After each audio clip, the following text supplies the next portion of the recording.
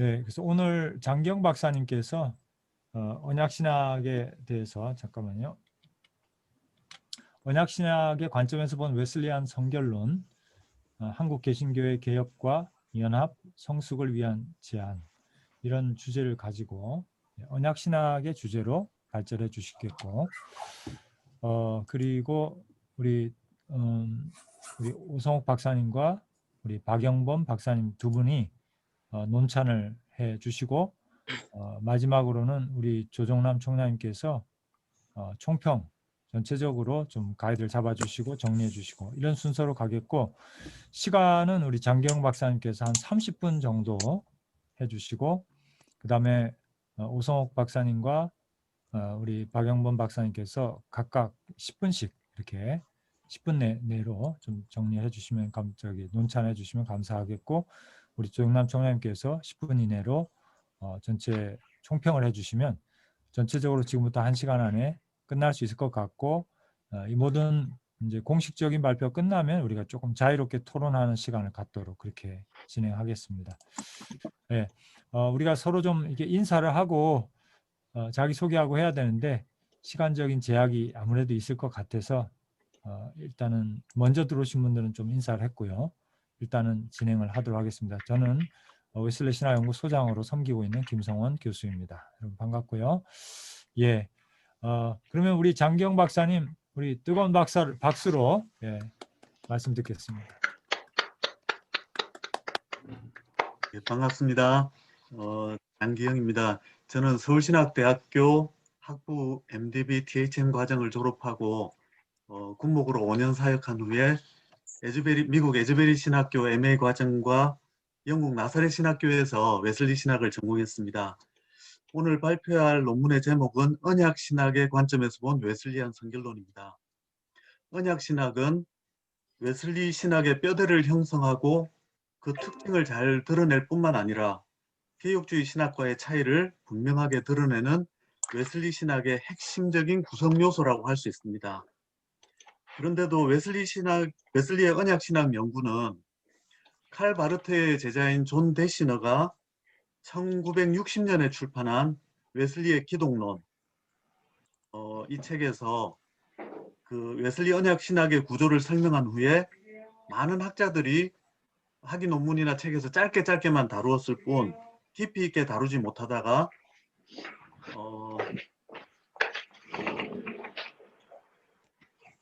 2000 화면이 보이십니까? 예, 2011년에야 영국 나사렛 신학교에서 스탠리 로우즈 박사에 의해서 훌륭한 학위 논문이 나오게 되었습니다. 이 논문은 그 해에 웨슬리 학회에서 주는 해외 최우수 논문상을 받았고 2012년도에 From Faith to Case 라는 제목으로 출판이 되어서 그동안 웨슬리 연구에서 미진했던 공백을 메운 명저로 평가를 받고 있습니다. 저는 스탠 로즈 박사와 같은 시기에 나사렛 신학교 박사 과정을 하게 되면서 연구 주제가 겹치는 부분도 있고 또 언약 신학에 관심을 갖게 된 것이 이 논문을 쓴 배경이기도 합니다. 웨슬리 신학 연구 프로젝트에 추천을 해서 오승욱 박사님께서 번역을 하고 계신 것으로 알고 있습니다. 국내에서는 웨슬리 언약 신학 연구가 딱 2편인데 단행본으로는 제 책에서 이렇게 한 챕터에서 다루었고 또 다른 한 편은 황덕형 총장님께서 웨슬리 신학연구소 자체 연구 모임에서 개혁주의 예정론 중심의 언약신학과 비교한 소논문이 전부인 것을 확인을 해보았습니다. 오늘 논문 길이는 거의 50페이지나 되는 길이기 때문에 읽어나가는 방식으로 할 수가 없고 제가 짧게 핵심을 설명하는 방식으로 진행해 나가도록 하겠습니다. 먼저 웨슬리 언약신학의 구조를 살펴보도록 하겠습니다.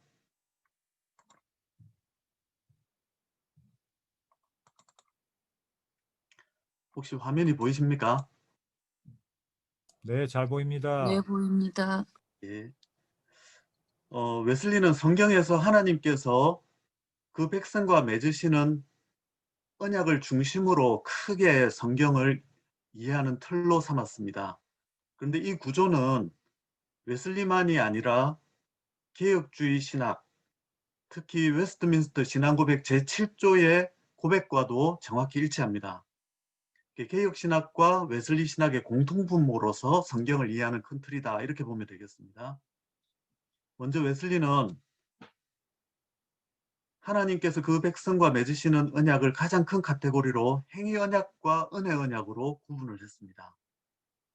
행위언약은 타락 전 아담과 맺으신 언약이라면 은혜언약은 타락 후 모든 인류와 맺으신 언약이다, 이렇게 볼 수 있습니다. 행위언약은 아담이 낙원에 있을 때 타락하기 전에 맺은 언약이었는데, 이 내용은 이것을 행하라 그러면 살리라 하는 것입니다. 하나님이 창조하신 그대로 온전히 거룩하라, 거룩함의 정도에서 완벽해라, 영혼의 모든 능력과 가능성을 동원해 가장 높은 수준과 완벽한 방식으로 하나님을 사랑하라, 그리고 거룩함의 지속에서도 완벽하라. 이것이 아담에게 내려진 행위 언약의 명령이었다고 설명을 합니다. 그런데 아담은 이 언약을 지킬 수가 있었습니다. 하나님의 형상으로 창조되었기 때문입니다. 아담은 실수하지 않는 이해력, 부패하지 않는 의지, 그리고 어떤 결함으로부터도 자유로운 그런 상태였기 때문에 하나님을 사랑하고 정의, 자비, 진리로 충만했다, 웨슬리는 그렇게 설명합니다. 그래서 만약에 그 상태를 지속했다면 하나님께서 정하신 때에 아담의 생명을 영생의 생명으로, 영생으로 변화시켜 주셨을 것이다. 무슨 뜻이냐면 그전에는 음식에 생명을 의존하고 영생 자체는 아니었다는 것이죠. 그런데 그 테스트 기간이 끝나면 하나님은 영생으로 변화시켜 주셨을 것이다. 그렇지만 아담이 불순종으로 타락했고 죽음의 형벌을 받게 됩니다. 행위 언약과 은혜 언약은 모두 다 하나님의 말씀에 순종해야 된다는 것은 동일합니다. 그래서 삶의 교범은 도덕법입니다. 그런데 행위 언약은 그 온전한 순종을 해야 하나님과의 교제가 지속이 된다고 규정하고 있는데, 불순종하게 되면 그 관계가 끊어집니다. 그래서 그 관계가 끊어진 인류와 맺으신 언약이 바로 은혜 언약이라고 할 수 있습니다. 아담에게 요구했던 그 완전한 행위를 지속하는 것으로는 하나님과의 교제를 이제는 유지할 수 없기 때문에 하나님께서 완벽한 행위를 요구했던 행위 언약을 완전히 종결짓고 새롭게 세우신 언약이 은혜 언약이다. 이 은혜 언약의 조건은 오직 믿으라, 그러면 구원을 받을 것이다 라는 것입니다. 행하는 자가 아니라 믿는 자가 의롭게 되고 성결하게 되고 영화롭게 된다는 것입니다. 은혜 언약을 하나님께서 새롭게 주신 이유는 타락한 인간은 더 이상 아담처럼 완벽한 순종을 할 수 없게 되었기 때문입니다. 영혼이 타락해서 죄를 지을 뿐만 아니라 죽음의 선고가 내려진 무질서한 상태에서, 그 육체의 상태에서 판단과 실천에서의 불완전함, 의도하지 않은 실수를 피할 수 없게 되었기 때문입니다. 타락전 아담과 같은 완벽한 순종을 할 수 있는 사람이 아무도 없어졌기 때문에 하나님은 행위 언약을 폐지하시고 은혜 언약을 세우셨다, 이렇게 웨슬리는 설명합니다. 그런데 한 가지 중요한 구별을 해야 됩니다. 행위 언약이 폐지됐다는 말은 율법을 지킬 필요가 없었다는 말은 아닙니다. 하나님의 율법을 지키고 말씀에 순종하는 것이 마땅하지만 그렇게 할 수 있는 인간의 능력이 상실됐다는 것이지 율법을 지킬 필요가 없다는 그런 뜻은 아닙니다. 율법은 우리가 여전히 지켜야 하지만 그것을 지킬 수 없게 되었기 때문에 행위 언약이 폐지되고 믿음으로 구원받는 은혜 언약이 수립되었다는 의미입니다. 이렇게 타락 전과 타락 이후 행위 언약과 은혜 언약으로 크게 나눈 후에 웨슬리는 다음으로 은혜 언약 아래에서 두 시대를 구분합니다. 어떤 시대인가 하면요.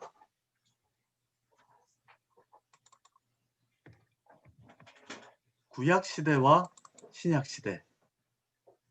이 구약 시대를 표현하기를 유대교 시대 또는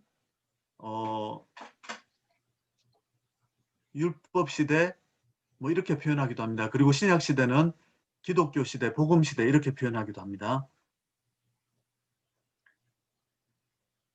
두 시대 모두 공통점이 있는데요.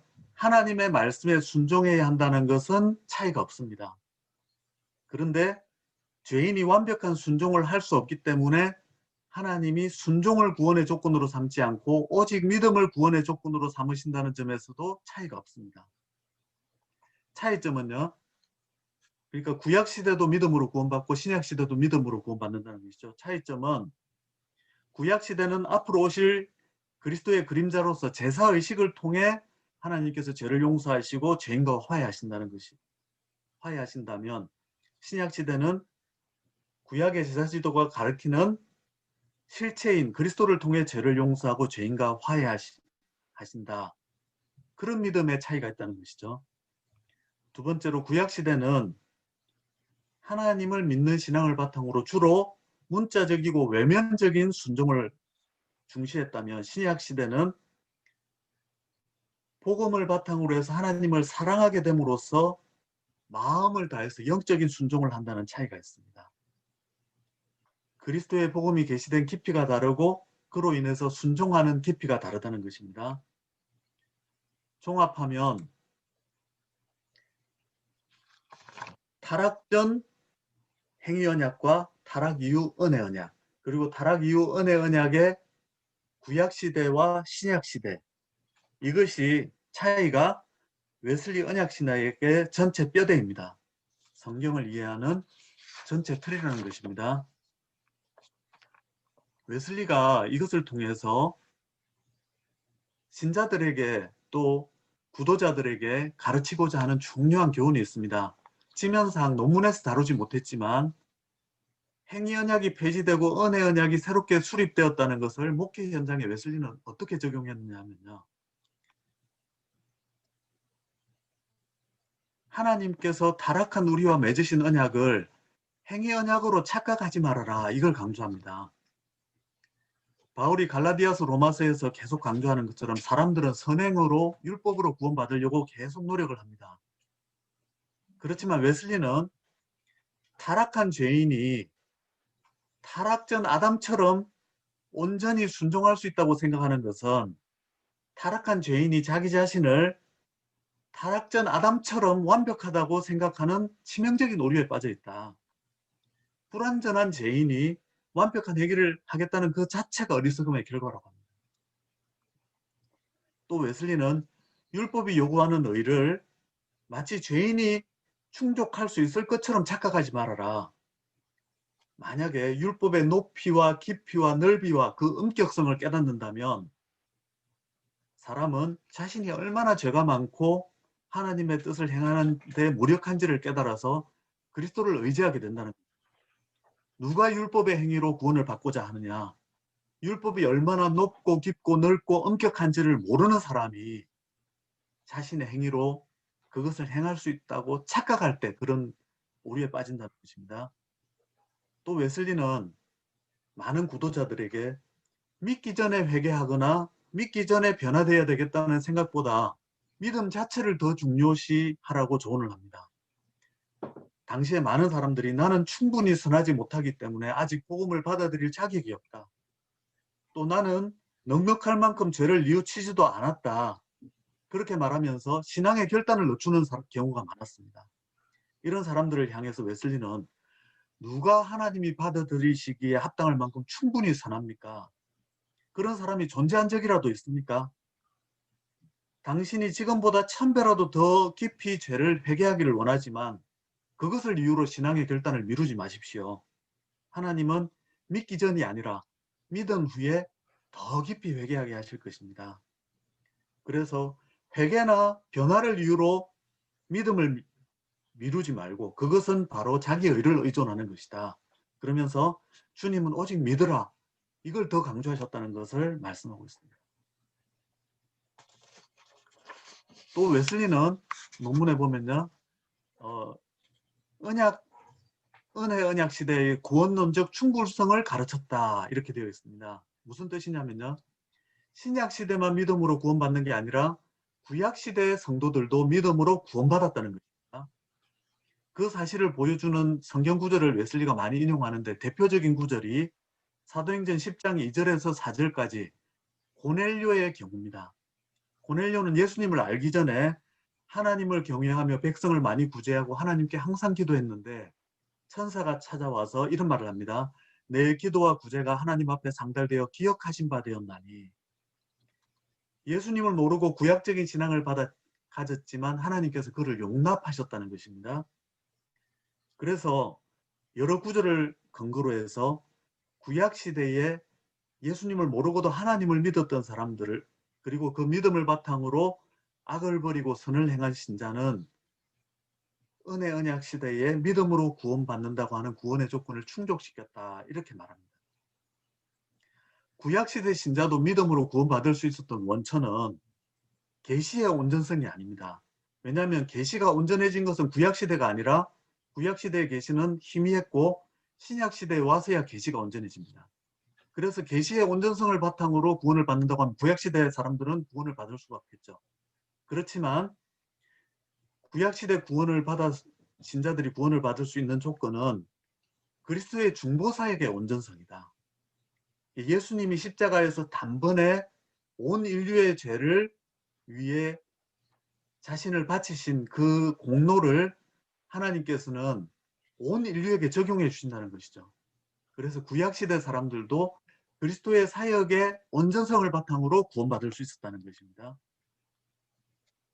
웨슬리는 어린 양 그리스도는 창세 전부터 죽임을 당하셨고 하나님의 뜻에 의해서 그렇다는 것이죠. 그리고 성화시키는 성령은 그때부터 그리스도의 공로에 기초해서 사람의 영혼을 새롭게 하기 시작하셨습니다. 그 부인할 수 없는 증거가 하나님께 의로운 자라 하는 증거를 받은 아벨입니다. 그때부터 같은 신앙을 가진 사람은 누구나 같은 구원에 참여해 은총과 하나님 형상의 회복을 얻게 되었다는 것입니다. 그럼에도 불구하고 웨슬리가 가르치는 것은 구약시대 신자가 구원을 받았다 하더라도 그 신앙은 하나님을 두려워하는 종의 신앙이지 신약시대에 우리가 누리는 하나님 자녀의 신앙은 아니다. 그래서 종의 신앙에 하나님께 용납받았지만 종의 신앙에 머무르지 말고 자녀의 신앙으로 나아가라. 이것을 강조합니다.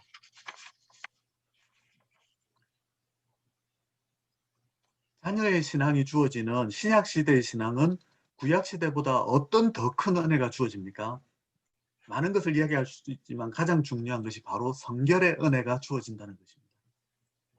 웨슬리는 신약시대는 구약시대와 비교할 수 없도록 완전한 은혜가 주어진다는 것을 세 가지 성경 구절을 통해서 입증합니다. 마태복음 11장 11절을 보면 여자가 낳은 자 중에 세례요한보다 더 큰 이가 없지만 천국에서는 극히 작은 자라도 그보다 크니라. 여기에서 3단론법을 이끌어냅니다. 구약시대의 가장 큰 인물은 바로 세례요한이다. 아브라함, 다윗보다 누구보다 큰 인물이 바로 세례요한이다. 그러나 예수님 오신 이후에 하나님 나라에서는 아무리 작은 자라도 세례요한보다 크다.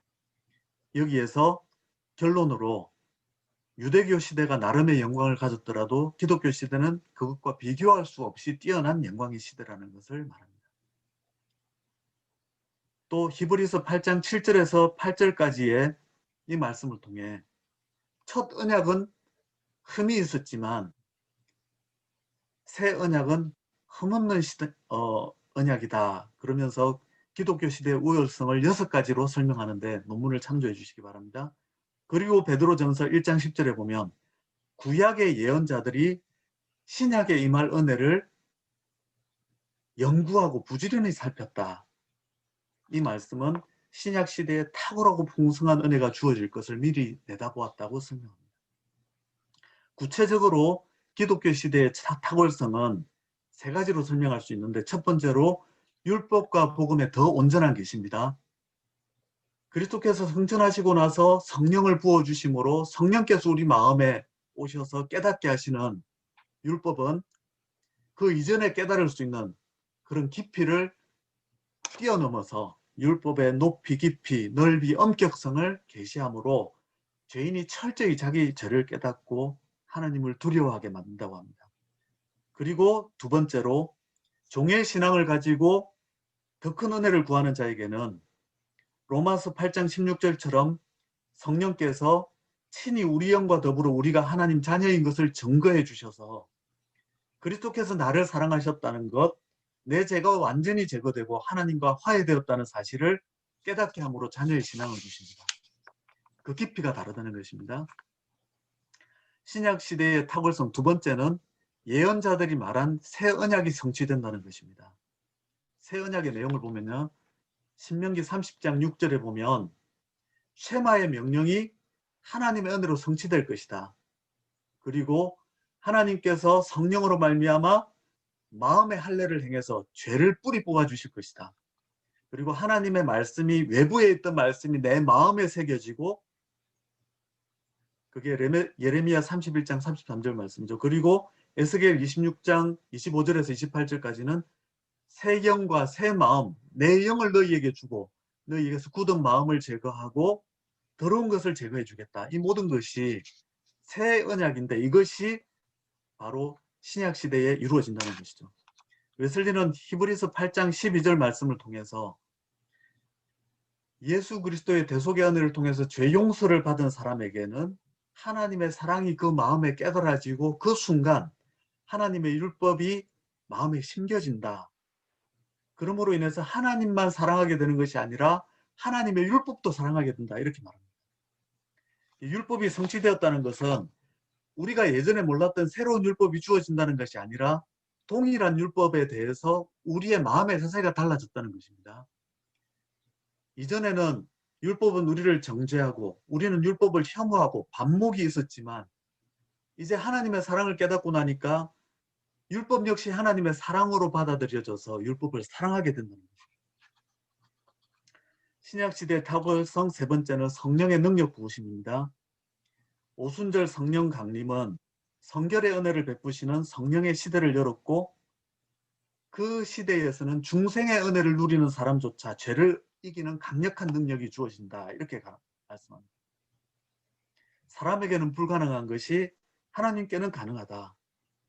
성령이 우리 마음속에 현존하시면 신자 속에 선한 의도를 실제로 선한 말과 생각과 행동으로 바꾸어 주시는 능력 있는 현존으로 역사합니다. 그래서 성령의 능력이 우리 속에 역사할 때에 하나님의 모든 명령은 covered promise, 다른 말로 하면요, 명령의 형식 속에 감추어 주신 하나님의 약속이 된다는 것입니다. 쉐마의 명령 우리가 지킬 수 없고 마음의 할례 우리가 행할 수 없지만 성령께서 오셔서 행해 주시면 신명기 30장 6절 말씀처럼 내가 너희를 마음의 할례를 행하고 쉐마의 명령이 이루어지게 하겠다. 또 새 마음을 주겠다. 그래서 우리에게 명령하셨지만 실제로 그것을 이루어 주시는 분은 하나님의 은혜라는 것입니다.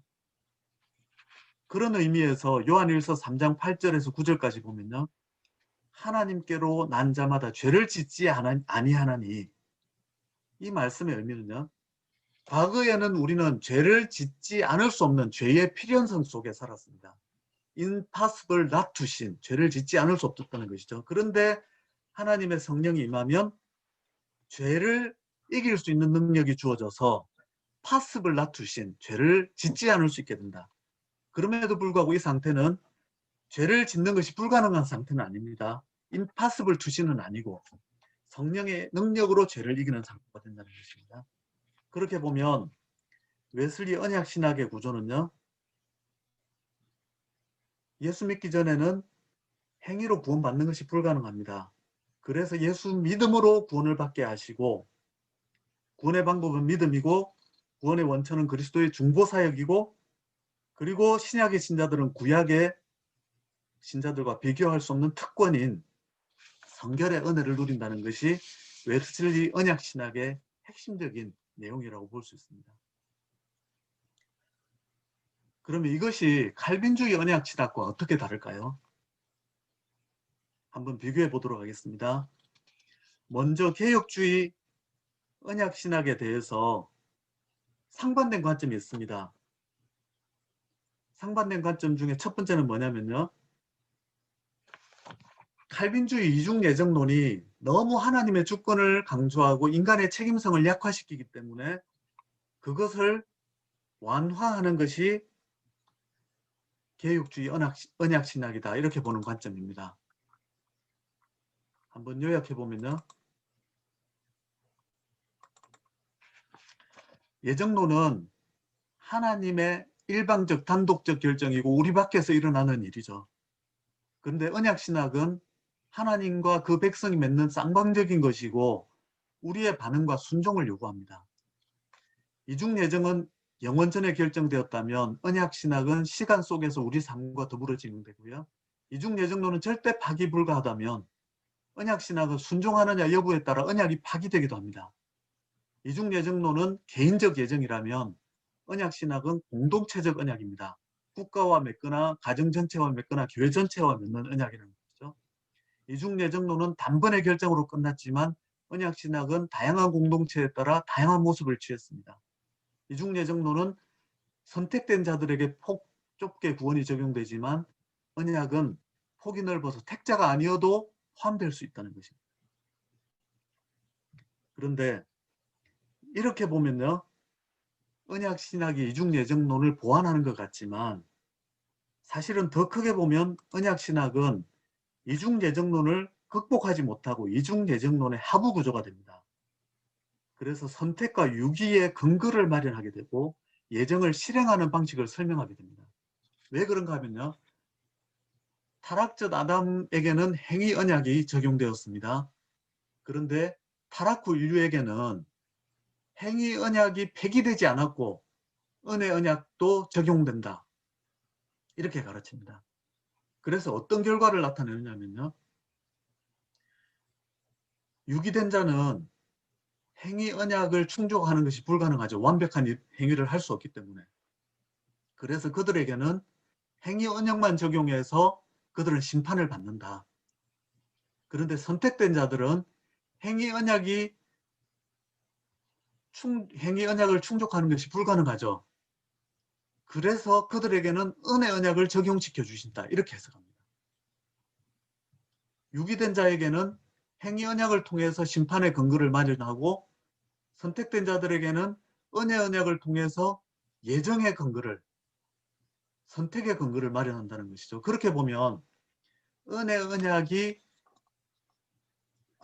언약 신학이 예정론을 보완하는 것 같지만 실제로는 하부 구조가 되어서 예정의 실행 방식을 설명하게 된다는 것입니다. 어떻게 해서 이런 해석이 나오게 되었는가?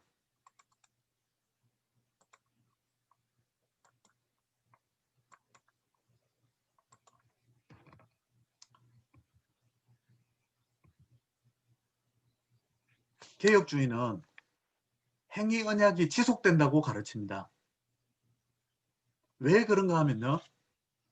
율법이 여전히 우리에게 있지 않느냐. 율법이 완벽한 의를 요구하지 않느냐. 그렇기 때문에 행위 언약은 유효하다 이렇게 가르치거든요.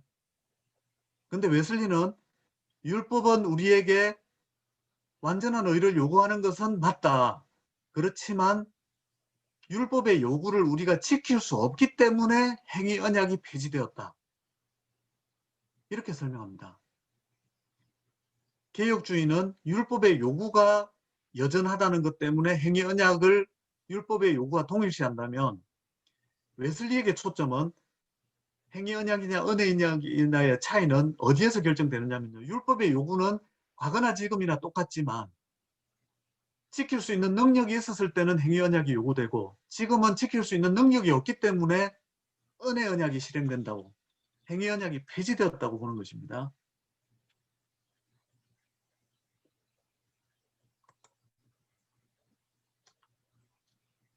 이 차이는 웨슬리의 성결론과 개혁주의 성화론 사이에도 큰 차이를 가져옵니다.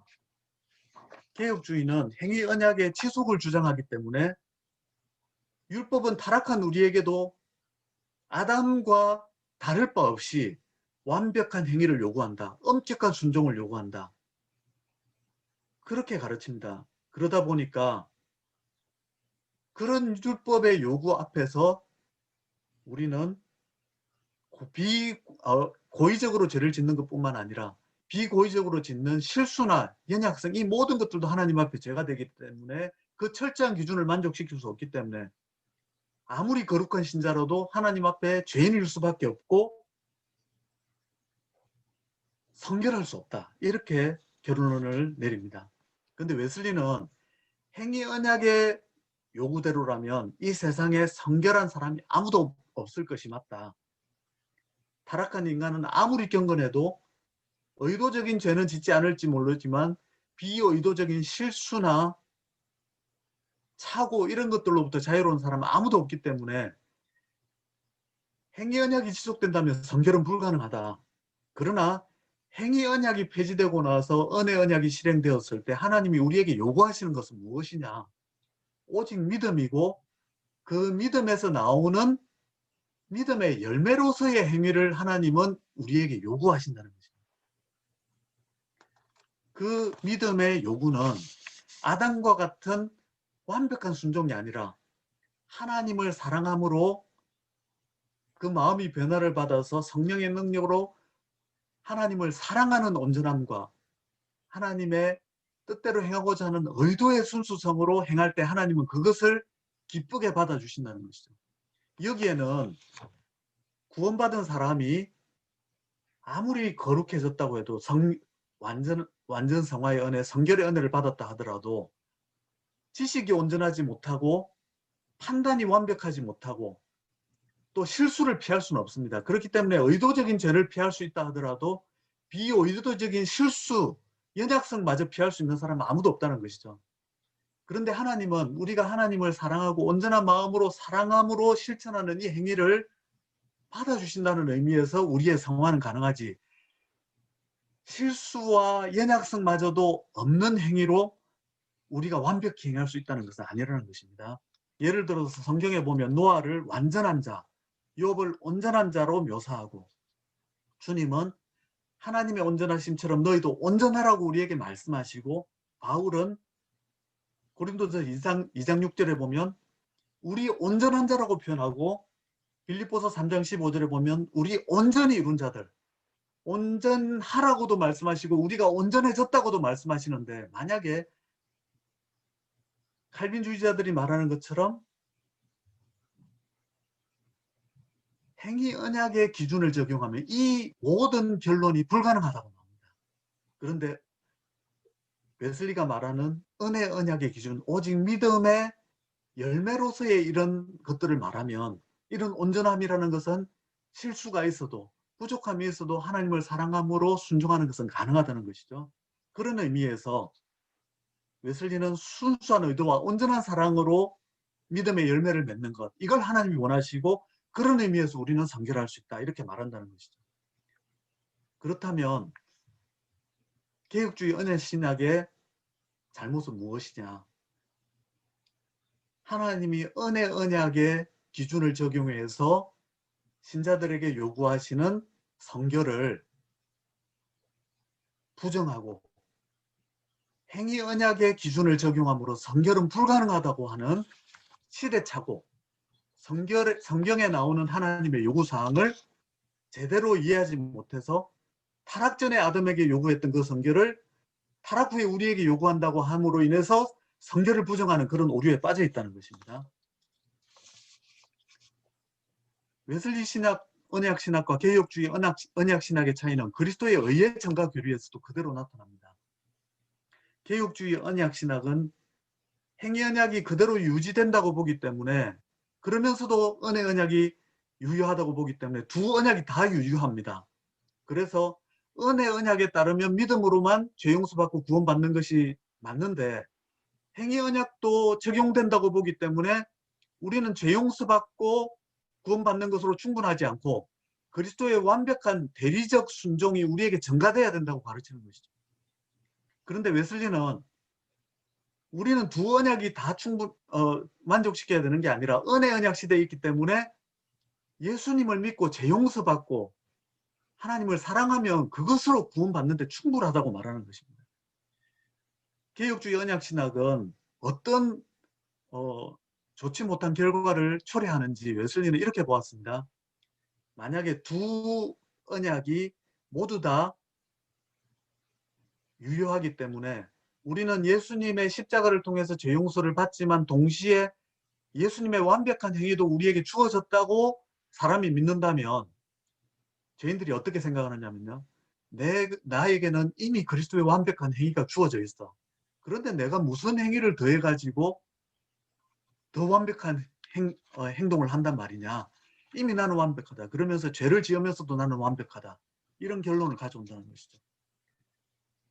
율법을 악명높게 깨뜨리며 살아가는 죄인도 나는 전혀 죄가 없는 순종을 한 것과 같다. 이것이 율법 무용론으로 흐른다는 것입니다. 웨슬리는 그렇게 해서는 안 된다. 구약의 제사제도는 예수님이 우리를 위해 행하실 대속의 모형이 되지만 율법은 그리스도께서 우리를 대신해서 행해주는 것이 아니라 우리가 순종해야 된다는 것입니다. 마지막으로 개혁주의 언약신학과 웨슬리 언약신학의 차이는요. 초점을 두는 의로움의 기준이 다릅니다. 개혁주의 언약신학은 계속해서 타락전 아담의 기준을 우리에게 적용합니다. 그렇지만 웨슬리의 언약신학은요. 타락전 아담보다 타락 후 하나님께서 우리에게서 빚어가시는 거룩함이 더 큰 거룩합니다. 어떤 의미에서 그렇습니까? 타락전 아담은 성부 하나님을 창조주로만 알았습니다. 그런데 타락 후 우리를 구원하시는 하나님의 사랑을 알게 된 사람은 우리 죄인된 사랑을 우리 죄인을 사랑하셔서 독생자마저 주시는 하나님의 사랑을 그 사랑의 깊이를 더 깊이 안다는 것이죠. 아담은 성자 그리스도를 하나님의 영광의 광채로만 알았습니다. 그런데 우리는 우리를 위해 십자가에서 희생해 주신 그 희생의 사랑을 아는 것이죠. 아담도 성령을 알았지만 우리처럼 타락한 하나님의 형상을 회복시켜주고 우리를 소생시켜 주시는 성령의 친밀한 교제는 알지 못했습니다. 그런 의미에서 아담은 지금 우리는 아담이 타락했을 때 알았던 하나님의 사랑보다 더 깊이 있게 하나님의 사랑을 알고 그로 인해서 하나님께 사랑으로 반응하는 정도가 아담의 정도와는 달리 예수님이 십자가에서 우리를 위해 못 박히신 것처럼 우리도 주님을 위해서 헌신할 수 있을 정도의 그 깊이로 주님이 우리를 사랑하신 정도로 우리도 주님을 사랑할 수 있을 만큼 그렇게 사랑한다는 것입니다. 우리의 처한 환경과 우리의 기능은 아담보다 못하지만 하나님은 우리에게 더 큰 사랑을 쏟아부어서 아담에게서 나올 수 있었던 것보다 더 큰 거룩함과 사랑을 빚어내신다. 그래서 개혁주의 언약신학은 계속 아담의 기준을 초점을 맞추지만 웨슬리의 언약신학은 성결론의 기초에서 더 큰 사랑에 더 큰 거룩함을 하나님 빚어내신다는 데 초점을 맞춘다는 것입니다. 이렇게 보면 행위 언약, 개혁주의 언약신학과 웨슬리 언약신학은 하나님의 더 큰 은혜와 섭리와 성결론의 초점을 맞춤으로 인해서 계속해서 행위 언약의 기준을 맞추지 않아도 그보다 더 하나님 기뻐하시는 반응을 말하는 것이 바로 웨슬리 언약신학이다. 이렇게 볼 수 있습니다. 이렇게 전체로 정리하면요. 두 언약신학 모두 하나님의 은혜의 철저히 기초에 있습니다. 그렇기 때문에 여기에서 공통분모의 기초에서 칼빈주의자들도 우리를 하나님의 은혜의 신학이라는 것을 이해할 수 있게 하는 것이 바로 언약신학이라고 볼 수 있습니다. 그럼에도 불구하고 웨슬리 언약신학은 개혁주의 언약신학이 말하지 못한 더 깊이 있는 하나님의 은혜를 드러냄으로써 성결을 가능하게 하고 그것을 기대하게 하고 그 은혜를 이해하게 하는 그런 언약신학이라고 할 수 있다는 것이 제 논문의 결론입니다. 예, 길어져서 죄송하고요. 예, 잘 들어주셔서 감사합니다.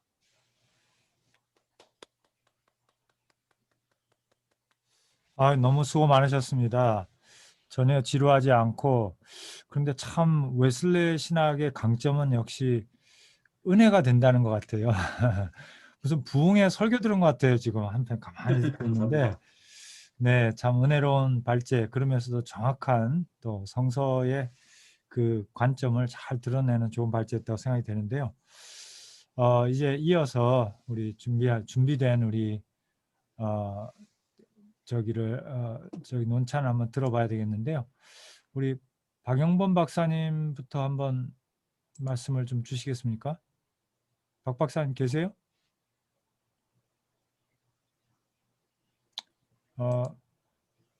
박 박사님? 잠깐 지금 자리 비우신 것 같은데요. 그러면 우리 두 번째 논찬자로 준비해 오신 우리 오성욱 박사님, 간단히 좀 자기소개해 주시고 좀 발제해 주시면 감사하겠습니다. 논찬 한 10분 정도, 시간이 많지 않으니까 부탁드리겠습니다. 예, 안녕하세요. 오성욱 교수입니다. 저는 서울신학대학에서 공부를 했고요. 그 다음에 미국에서 듀크 대학에서 석사를 했고, 그 다음에 베일러 대학에서 박사를 했습니다. 저는 그 웨슬리 전문가는 아닙니다. 그렇지만 저희들이 그 신학교 다닐 때부터 웨슬리는 조종남 총장님한테 잘 배웠습니다. 그래서 한 전문가는 아니더라도 그래도 관심을 가지고 열심히 공부하려고 하는 그런 학생의 마음을 가지고 공부하는 그런 입장에 있습니다. 저는 그래서 장경 박사님은 웨슬리 전문가고 저는 그냥 이렇게 공부하는 그런 입장이기 때문에 제가 논찬을 한다는 건 조금 어불성설인 것 같고요. 제가 한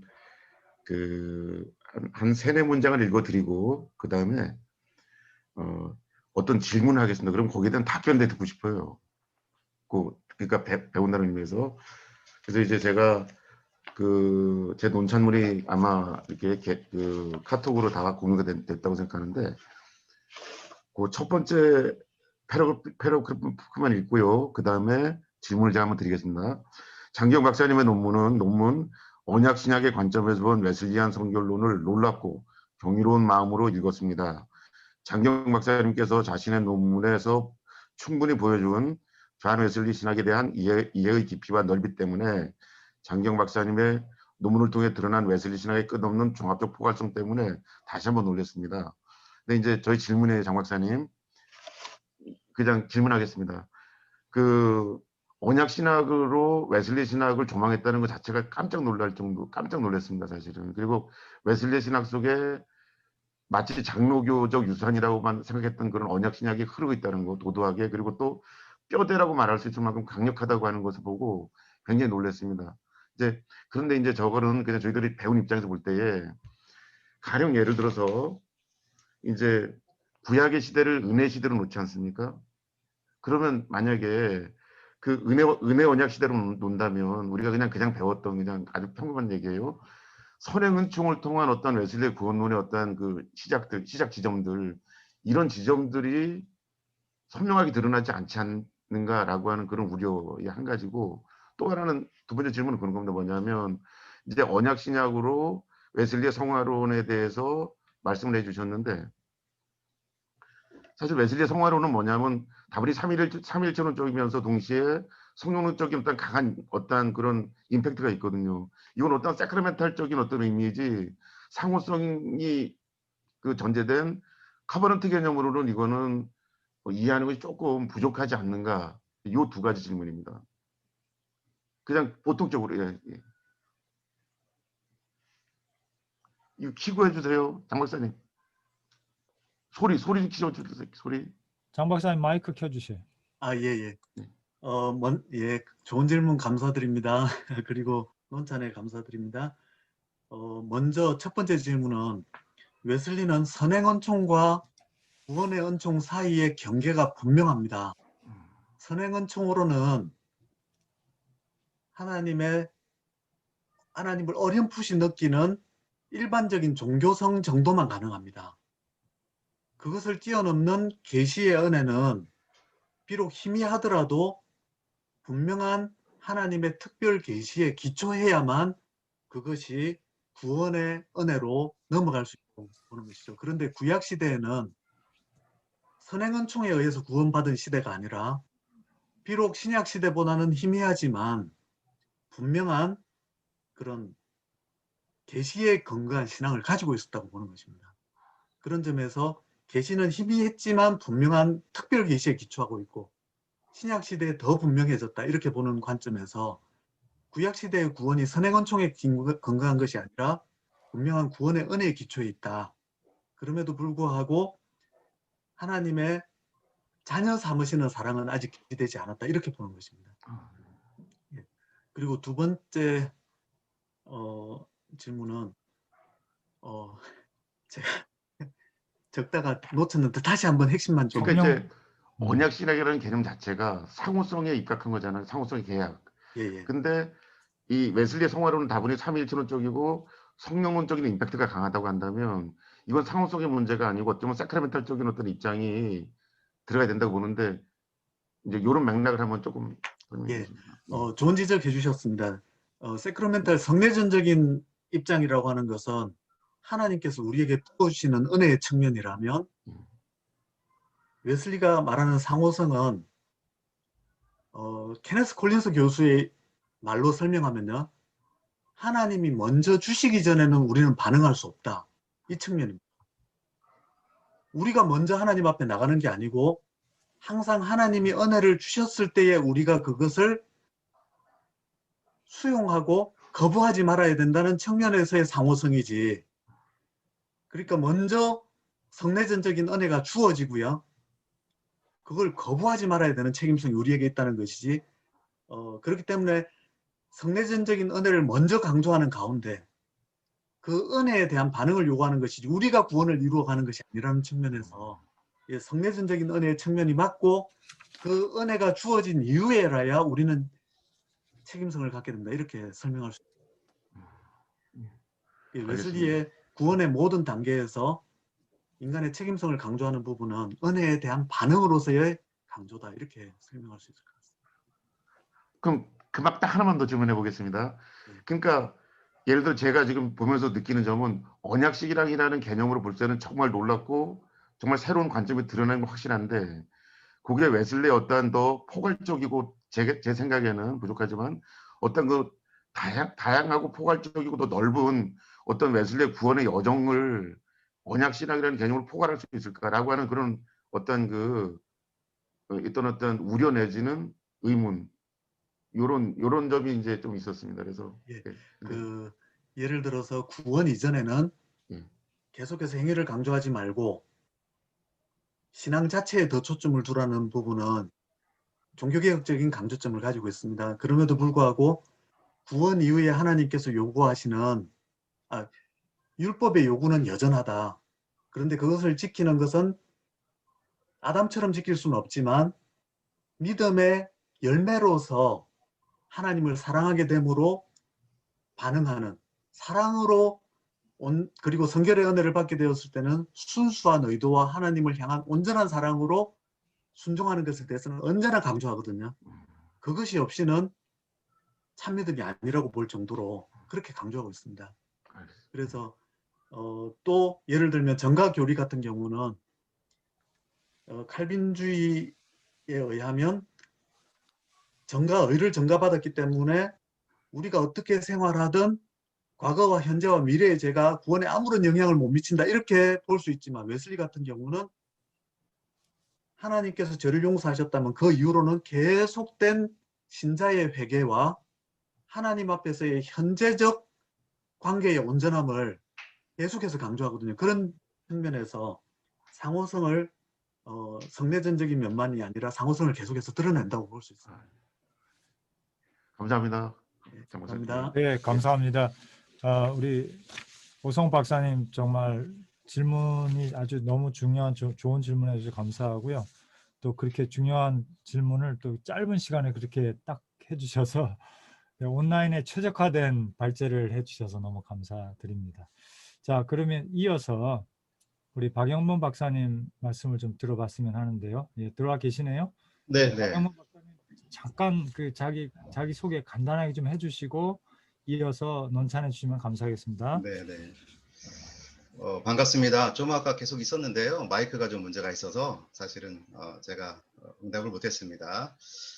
공간을 제공하는 것은 참으로 큰일 같아요. 그 웨슬리 신학연구소를 지금까지 잘 이끌어 주신 우리 조종남 총장님, 그리고 소장님이신 김성원 교수님, 그리고 참여하신 여러분들이 만들어낸 이 좋은 공간에서 특히 장기영 박사님의 좋은 논문 참여할 수 있게 돼서 대단히 반갑습니다. 박영범입니다. 서울신대에서 신학을 했고요. 그 다음에 독일 보쿰대학교에서 교회론으로 박사 논문을 받고 그 박사 논문을 쓰고 2011년부터 여러 군데에서 이제 강의를 하고 있습니다. 논찬이 되게 길어서요. 중요 부분을 몇 군데 읽어가면서 그렇게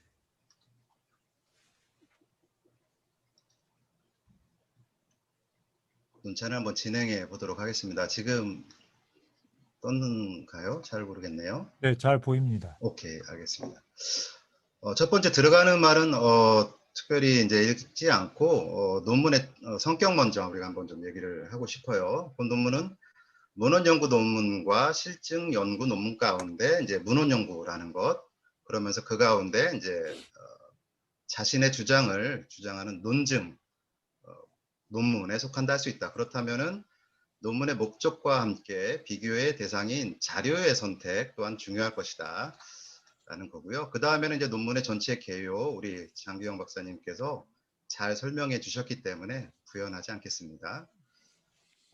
그 다음에 이제 논문을 제가 요약을 했는데요. 이 부분도 잘 강의를 해주셨기 때문에 건너뛰도록 할게요. 뭐 논문의 자료들 장기영 박사님 제시를 해주셨고, 그다음에 연구의 필요성과 목적 또 제시를 해주셨습니다. 그리고 어떤 내용을 담고 있는지에 대해서도 쭉 말씀을 해주셨어요. 잘 해주셨어요. 특별히 이제 개혁교회 전통과 구별되는 특징, 죄를 짓지 않게 하는 상태가 아니라 오히려 죄를 이기는 능력이다라는 부분은 굉장히 잘 표현되고 인상적인 그런 부분이었다고 생각을 합니다.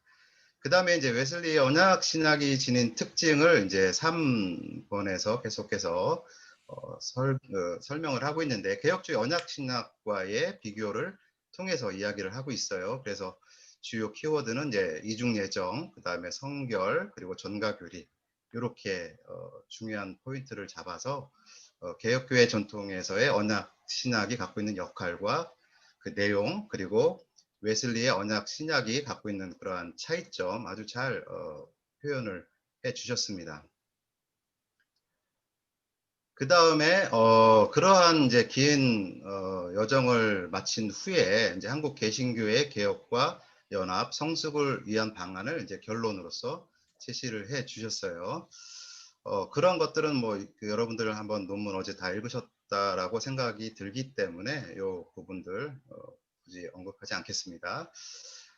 그리고 이제 저는 우리가 언약 신학과 특히 이제 웨슬리적 입장에서의 성결이 이제 이 논문의 굉장히 중요한 포인트인 것 같아서 이제 언약 신학이라는 것에 대해서 간단하게 좀 사전적 정의를 좀 제가 한번 내려봤어요. 그래서 포케이오스부터 시작을 해서 결국은 이제 언약 신학이라는 것이 어떠한 한 사람에 의해서 나온 것이 아니라 결국은 이제 종교 개혁자들 가운데 츠빙글리와 그 주변에 있는 사람 마틴 루터도 마찬가지죠.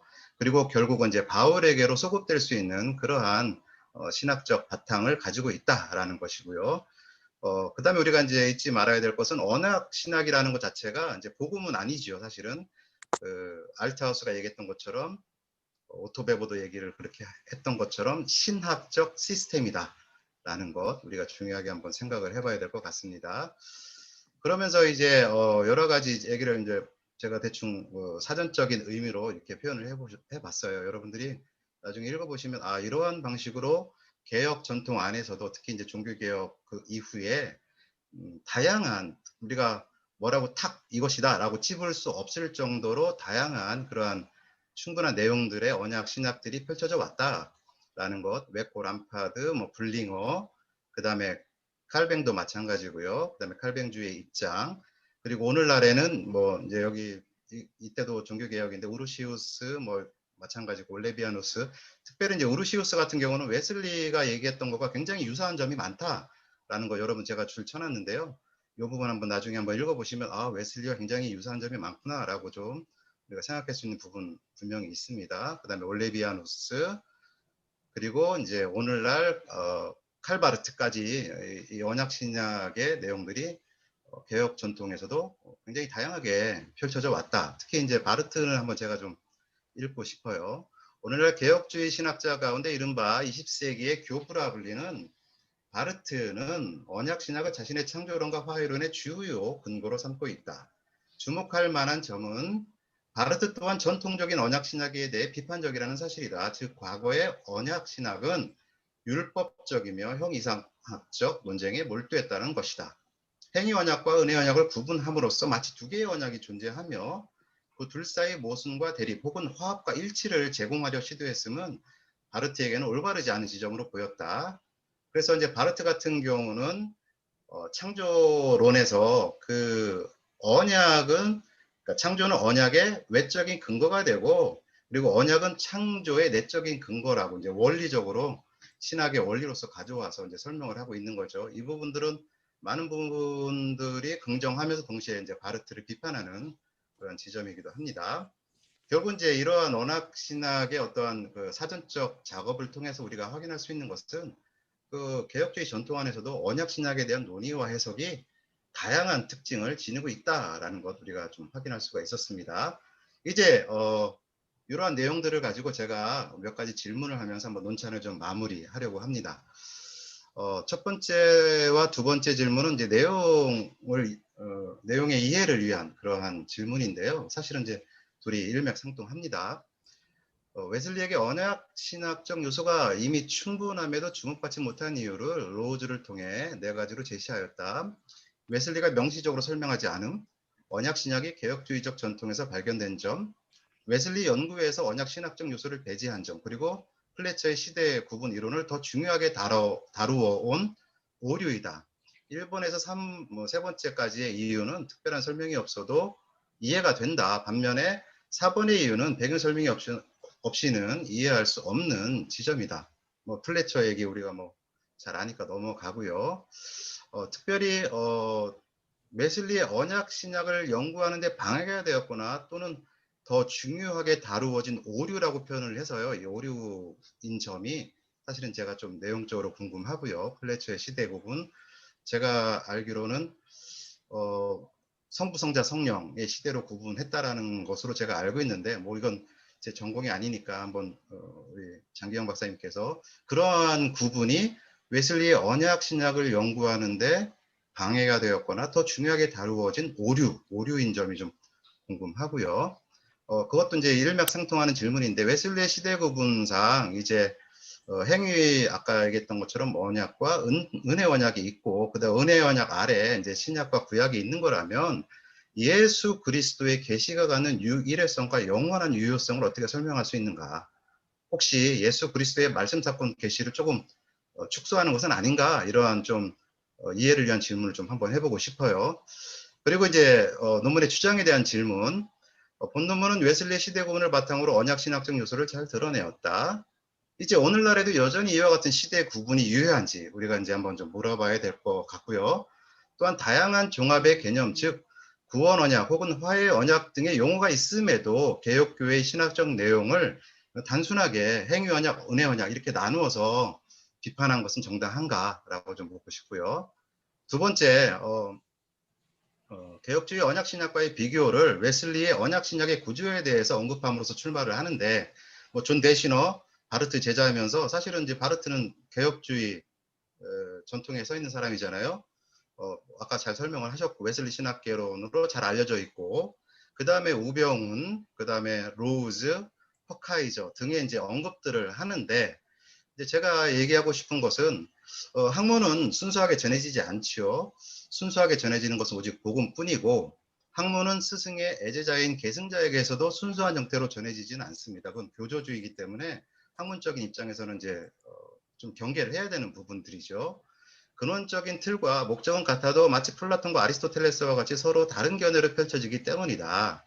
그래서 후손들은 이 둘이 같은 것을 다른 방식으로 논하고 있는지 혹은 서로 완전히 다른 체계를 갖는지 등의 문제를 고민하곤 했다. 성결교회 신학 또는 서신대의 신학 또는 어떤 나사렛 교단의 신학 한마디로 정의할 수 없다. 그만큼 어려운 작업이다. 개혁주의 신학에서도 언약 신학에 대한 다양한 논의가 있었는데 앞에서 간단한 역사를 서술한 이유이기도 한데 논문은 웨슬리와 혹시 그 개혁주의 대신에 칼빈 혹은 웨슬리와 웨코람파 이런 비교의 어떤 기준들이 또는 블링어처럼 그런 동일한 어떤 기준으로서 이렇게 보면서 비판적인 관점을 펼치거나 웨슬리의 언약 신학의 어떤 장점들을 부각했으면 혹시 더 좋지 않았을까라는 생각을 좀 한번 해봤고요. 이제 마지막으로 언약 신약의 논쟁에서 가장 중요한 웨슬리적 특징은 아마 이제 성결, 이게 우리 논문의 주제와 마찬가지로 성화에 관한 것이 되는 듯 보이는데 칭의와 성화를 구분 없이 통합하려는 것이나 더 나아가 성화를 중요하지 않은 것으로 보는 견해가 이제 분명히 있을 거예요. 반면에 웨슬리적 전통에서는 성화에 대한 이해가 심오하고 깊다.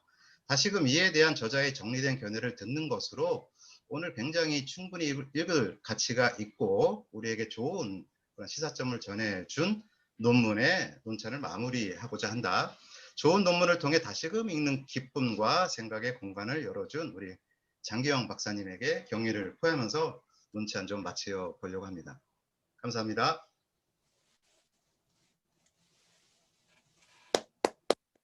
감사합니다.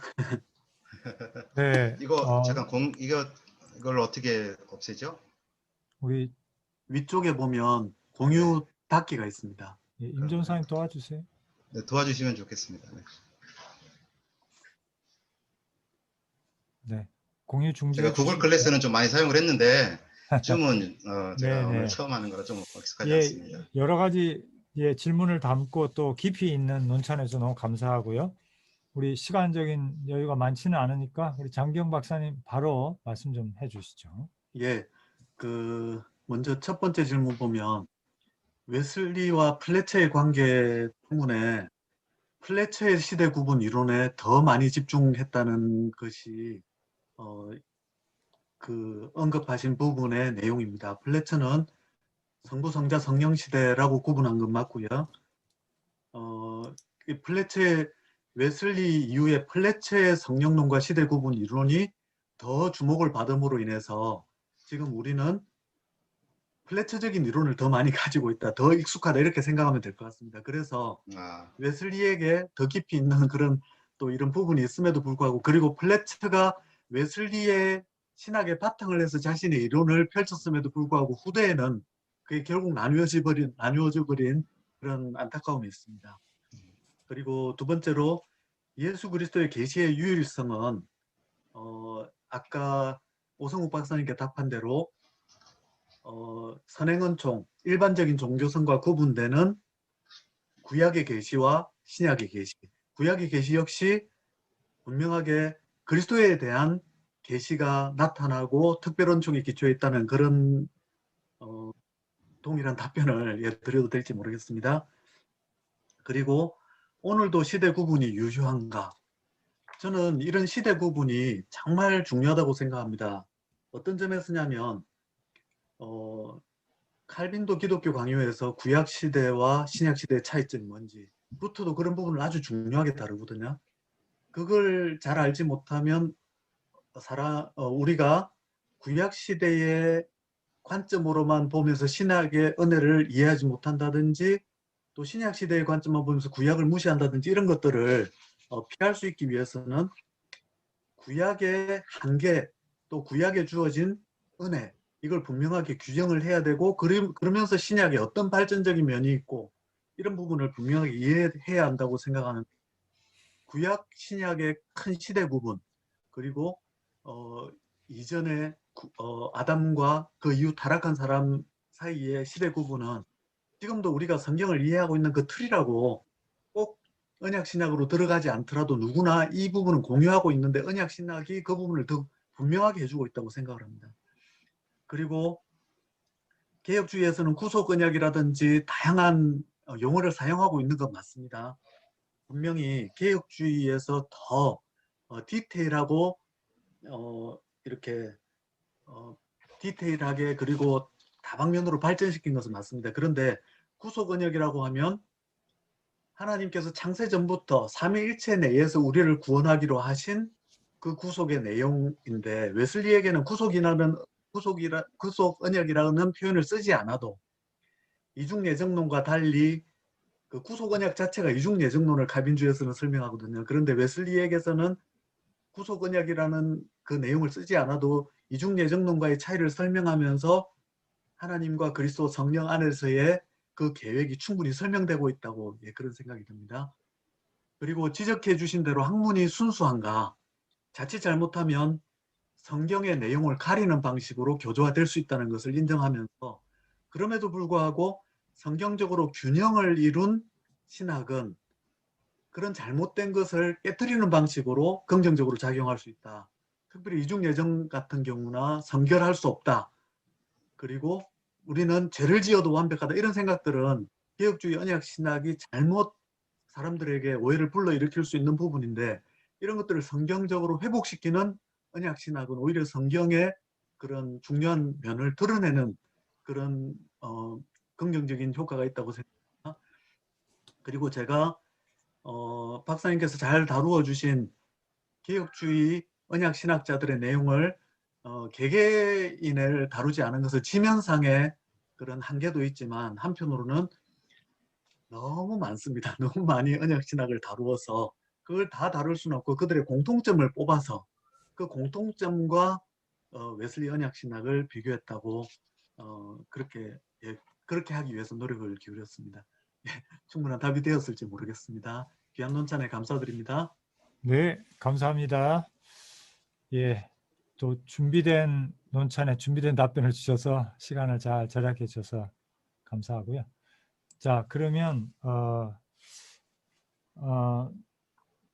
총평을 먼저 듣고 그 다음에 조금 편안하게 시간 있는 분들 잠깐 남아서 조금 더 개인적으로 우리가 질의응답을 하도록 그렇게 하겠습니다. 우리 조정남 명예총장님, 우리 전체적으로 들으셨는데 전체적인 총평을 좀 해주시면 감사하겠습니다.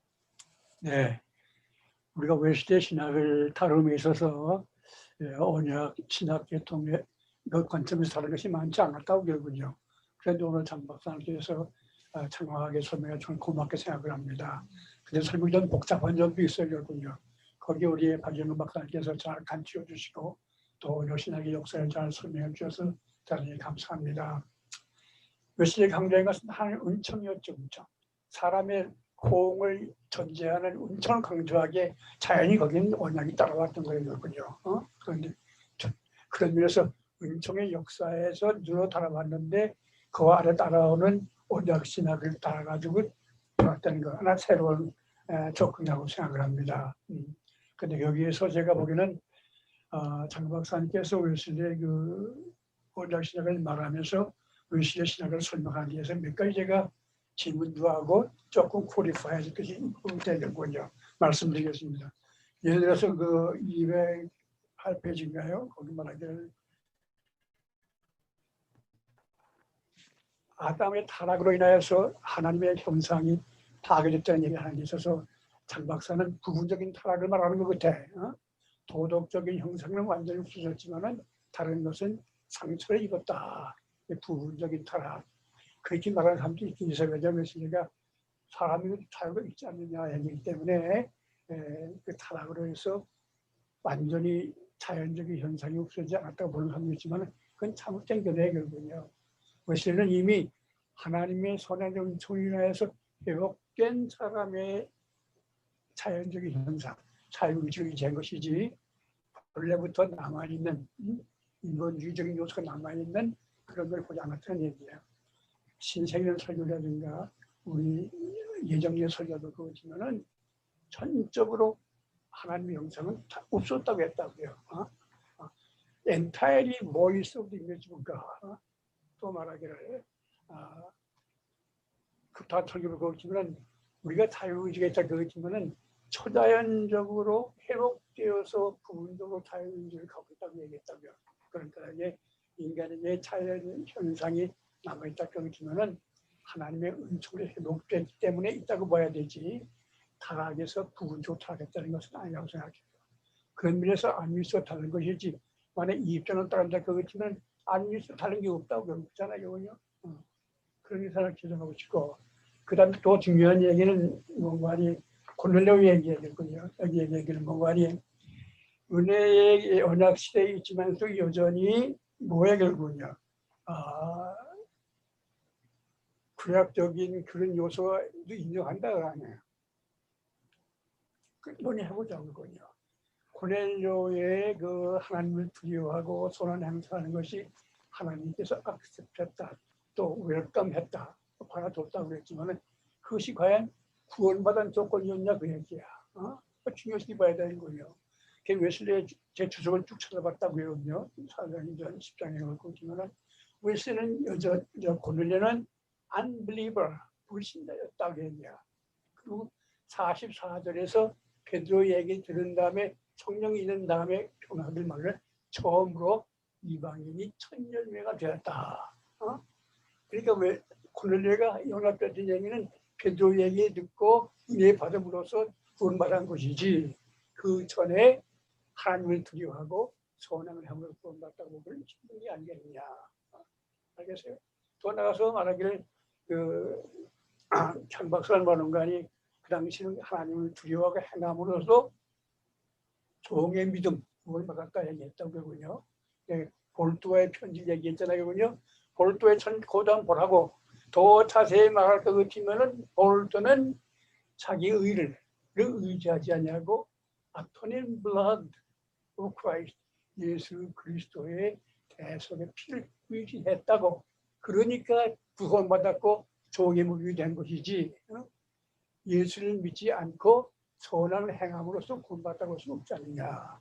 그런 면에서 아직도 구약 시대의 것이 남아있다는 얘기는 좀 잘못 받아들이 아니냐. 그것은 철저하게 only through Christ 만이 구원받지 선한 행위만으로는 구원 못 받는다고 얘기한 게 아니겠냐 생각하는 거예요. 물론 장모사 이렇게 뭔지 모르지만 난 그런 면에서 장모사가 조금 잘못받다 생각하는 거예요. 마지막 셋째는 뭔가 성화론 얘기인데 어딘가 갈빈주의자들은 뭔가 사람이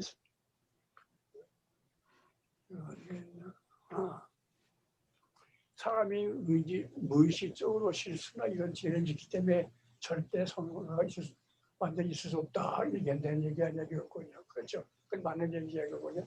그러니까 웨슬리는 그걸 인정 안 했나? 여기 마치 인상적인 게 뭔가 아니 웨슬리는 실수라든가 뭐 허물은 참관 안 한다는 것이 인상적인데 그게 아니지. 웨슬리 우리도 의지적으로 짓는 죄와는 구별될지 모르지만은 그것도 여전히 죄다 반 거예요, 시대가요. 이게 내가 굉장히 깨달은 거야, 이거군요. 내가 실수 알지 못한 것도 죄는 죄다 그 얘기야. 그런 면에서는 칼빈과 똑같은 입장이야. 다른 건 뭐냐? 그러나 우리가 예수 그리스도의 대속의 중보의 기도를 순간순간 묵비는 동안은 그리스도의 보혈이 순간순간 잊혀주기에 우리는 해결한다고 보는 것이지 우리가 무의식적으로 지금 흥무와 실수가 죄가 아니라는 말은 아니라는 얘기예요.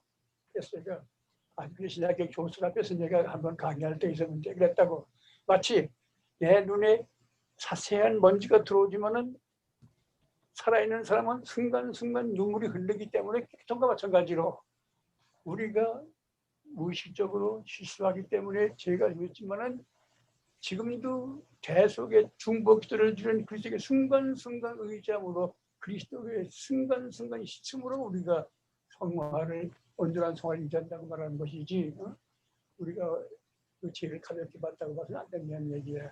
거기는 장과서 어찌한지는 모르지만 그렇게 제가 퀄리파이하고 싶은 얘기예요.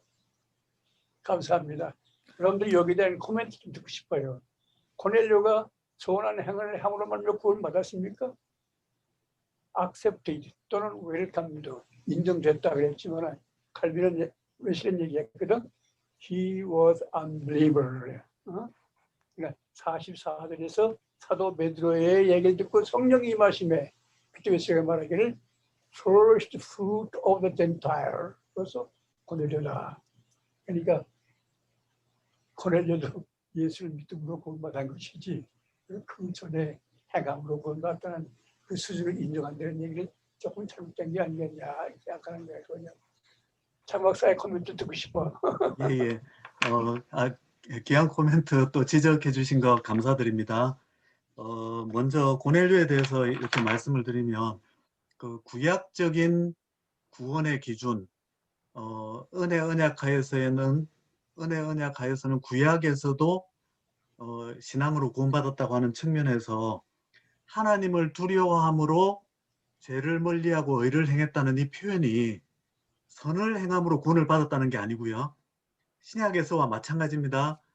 그 구약 하나님께 대한 신앙을 바탕으로 하나님을 두려워하고 경외한다는 표현이 하나님께 대한 신앙을 바탕으로 해서 그런 죄를 멀리하고 선을 행했다는 그런 의미고, 신약의 성도들도 마찬가지로 하나님께 신앙을 바탕으로 해서 죄를 멀리하고 선을 행하는 것과 동일한 의미로 그렇게 행한 것으로 그렇게 설명한 것으로 장박사 알고 얘기 있습니다. 뭔가니 네. 고넬료가 선을 행함으로 말미암아 하나님께로부터 악셉됐다, 구원받다 그런 식으로 얘기한 거 같고, 볼트 얘기도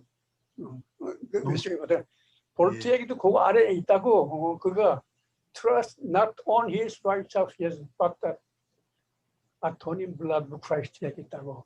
예, 그런데 논문에서 계속해서 초점을 맞춘 부분은 예수도 안 믿고 종이 믿는 행위는 아니야. 종의 믿음과 아들의 믿음을 강조하는 것을 왜 자신이 얘기했다고. 자신이 2738년 이전에 예수를 믿었지만 확신이 없었다. 그러니까 종의 믿음이었다. 확신이 따르는 것이 아들의 믿음이라고 한 것이지, 그 볼트가 소원을 행하고 마음에 간절을 하기 때문에 이미 종의 믿음이 얻었다. 아니라고 얘기해. 그 아래 그 말에 나와. 예, 그 웨슬리가 올드스게이트 체험을 하고 나서 그 아들은 믿음으로 믿었다는 얘기 나온다고. 그러니까 예수를 예. 믿음으로만이 종의 믿음이 있는 것이지, 예수를 믿지 않고 소원을 행함으로써 종의 믿음이 된다고 보지 않았다 그 얘기야. 예, 웨슬리는 고넬료를 설명할 때도 선을 행함으로 구원받았다고 하지 않고 구약적인 종의 구원, 믿음이 있다는 얘기는 그건 구원받았다는 얘기거든. 그 웨슬리가 말하는 거는 예. 믿으면 확신이 없는 걸 얘기했지. 예. 예수 안 믿고 소원을 행한다 그래서 고넬료처럼 소원을 행한다 그래서 예, 웨슬리는 구약적인 신앙이나 고넬료를 말할 때 선을 행함으로 구원받았다고 말한 것이 한 것도 없는 것으로 알고 있습니다.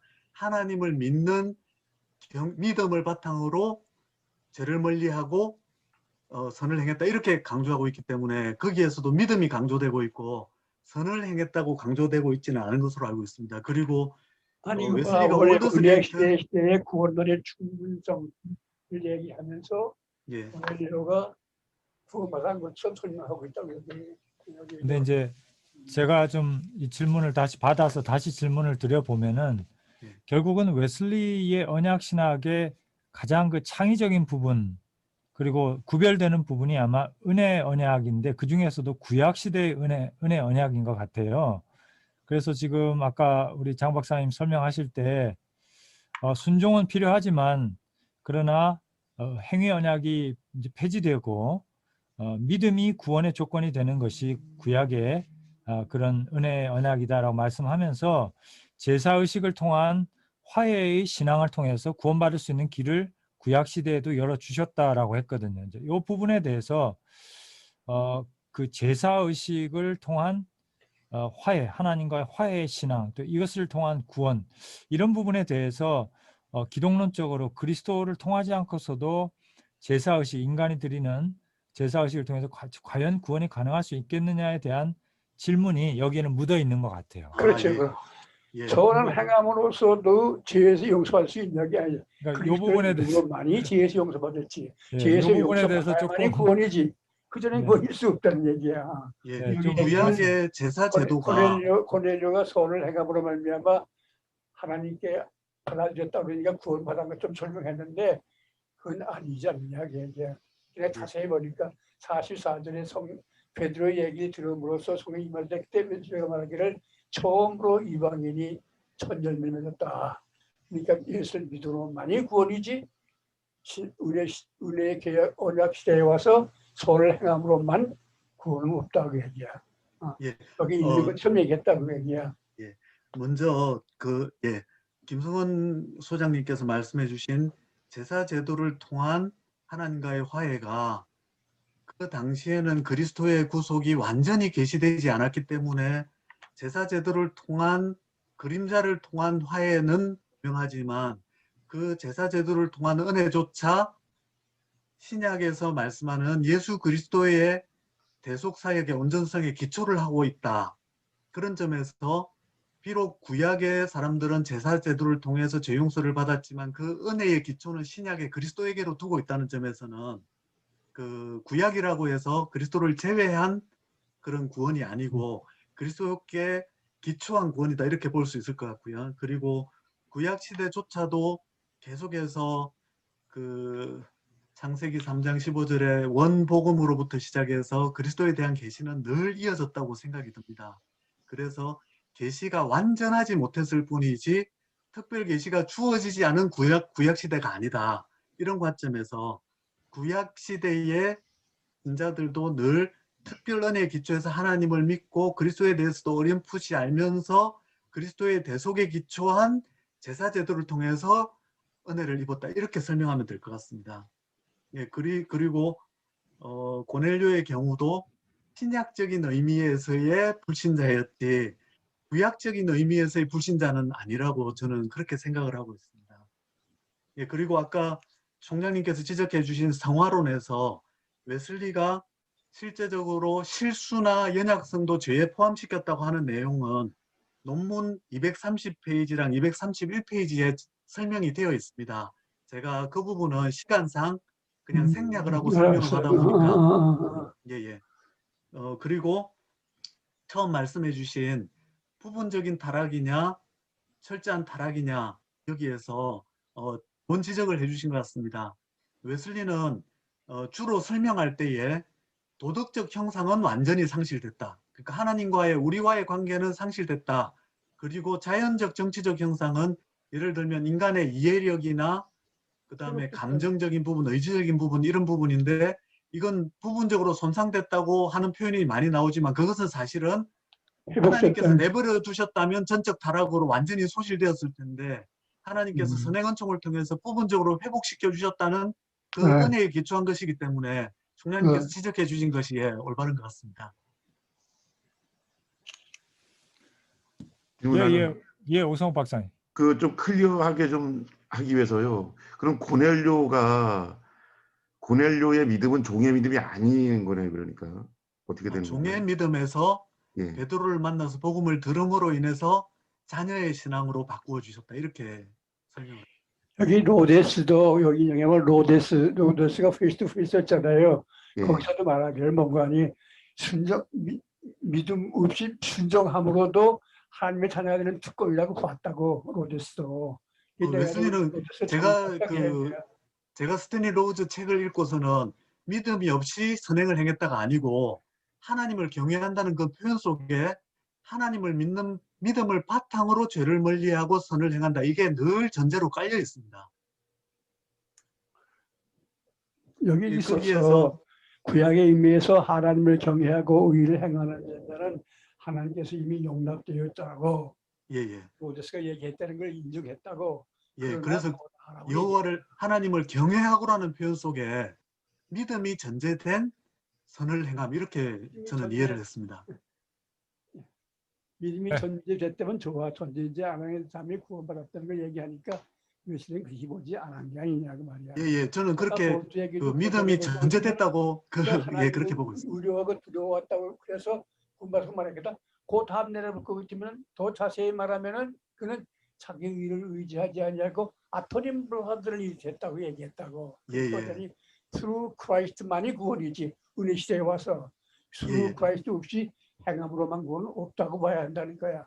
예, 저도 웨슬리가 구약의 그거에도 하나님께 용납되는 것처럼 얘기했는데 그렇지 않는다는 거야. 예, 저도 그렇게 생각하고 있고 스탠리 로우즈도 그렇게 해석하고 있습니다.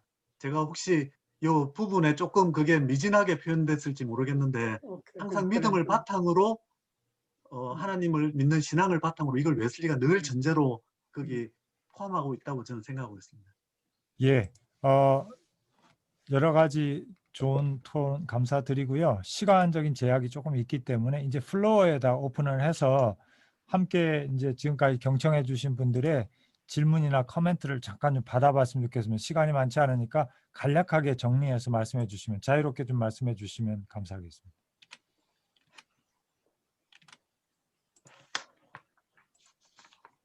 네, 우리 목사님들 또 좀 말씀 좀 해주시고요.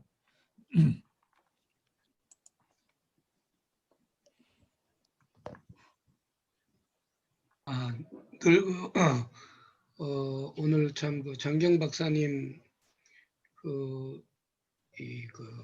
논문 발표에 참 많은 은혜 받았습니다. 은혜 받았고, 근데 이제 제가 목회적인 관점에서 좀 이해를 해본다면은 로마서 3장 20절에 보면은 율법은 죄를 깨닫는 것이다고 이렇게 나와 있지 않습니까? 율법은 죄를 깨닫는 역할이다. 이제 쭉 전부 다 교수님들 또 총장님 논찬을 쭉 다 들으면서 참 많은 우리 이제 목회자들은 많이 잊어먹은 그런 부분들도 있고 또 새로운 부분들을 기억시켜 준 부분들도 있습니다. 그러나 큰 틀에서 우리가 복음을 가지고 계속 복음을 제시를 하고 설교를 할 때 율법과 은혜에서 율법을 설교를 할 때 율법은 죄를 깨닫는 데까지 역할이다라고 우리가 설명을 많이 하거든요. 목회 현장 속에서. 다른 분은 어쩐지를 모르겠지만 저 같은 경우 율법과 은혜를 설명을 많이 하면서 그러면서 이제 은혜에 대한 부분에 대해서 오직 은혜로만 예수 그리스도를 믿음으로 말만 우리가 구원을 받을 수 있다. 이런 부분들을 많이 얘기하는데 그럼에도 불구하고 목회 현장 속에서는 율법이 굉장히 많이 강조가 되고 있고 율법 설교가 굉장히 많이 지금 사실 전해지고 있거든요. 그런 점에 대해서는 우리 교수님들은 어떻게 생각하시는지 참 궁금합니다.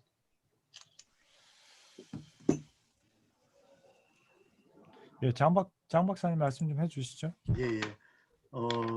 율법이 죄를 깨닫게 하는 역할은 율법의 많은 기능 중에 하나라고 볼 수 있습니다.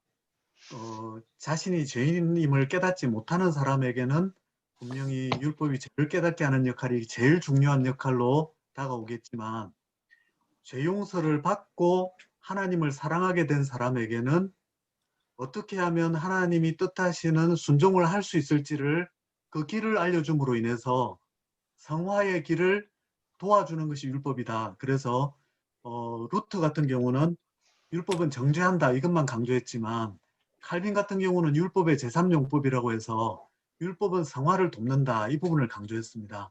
웨슬리 같은 경우도 그런데 이제 칼빈 같은 경우는 율법을 성취할 수 없다는 부분에 초점이 맞추어져 있다면 웨슬리 같은 경우는 율법의 제3용법처럼 성화의 길을 인도하지만 성령의 능력으로 성취할 수 있다는 부분까지도 함께 강조하고 있고요.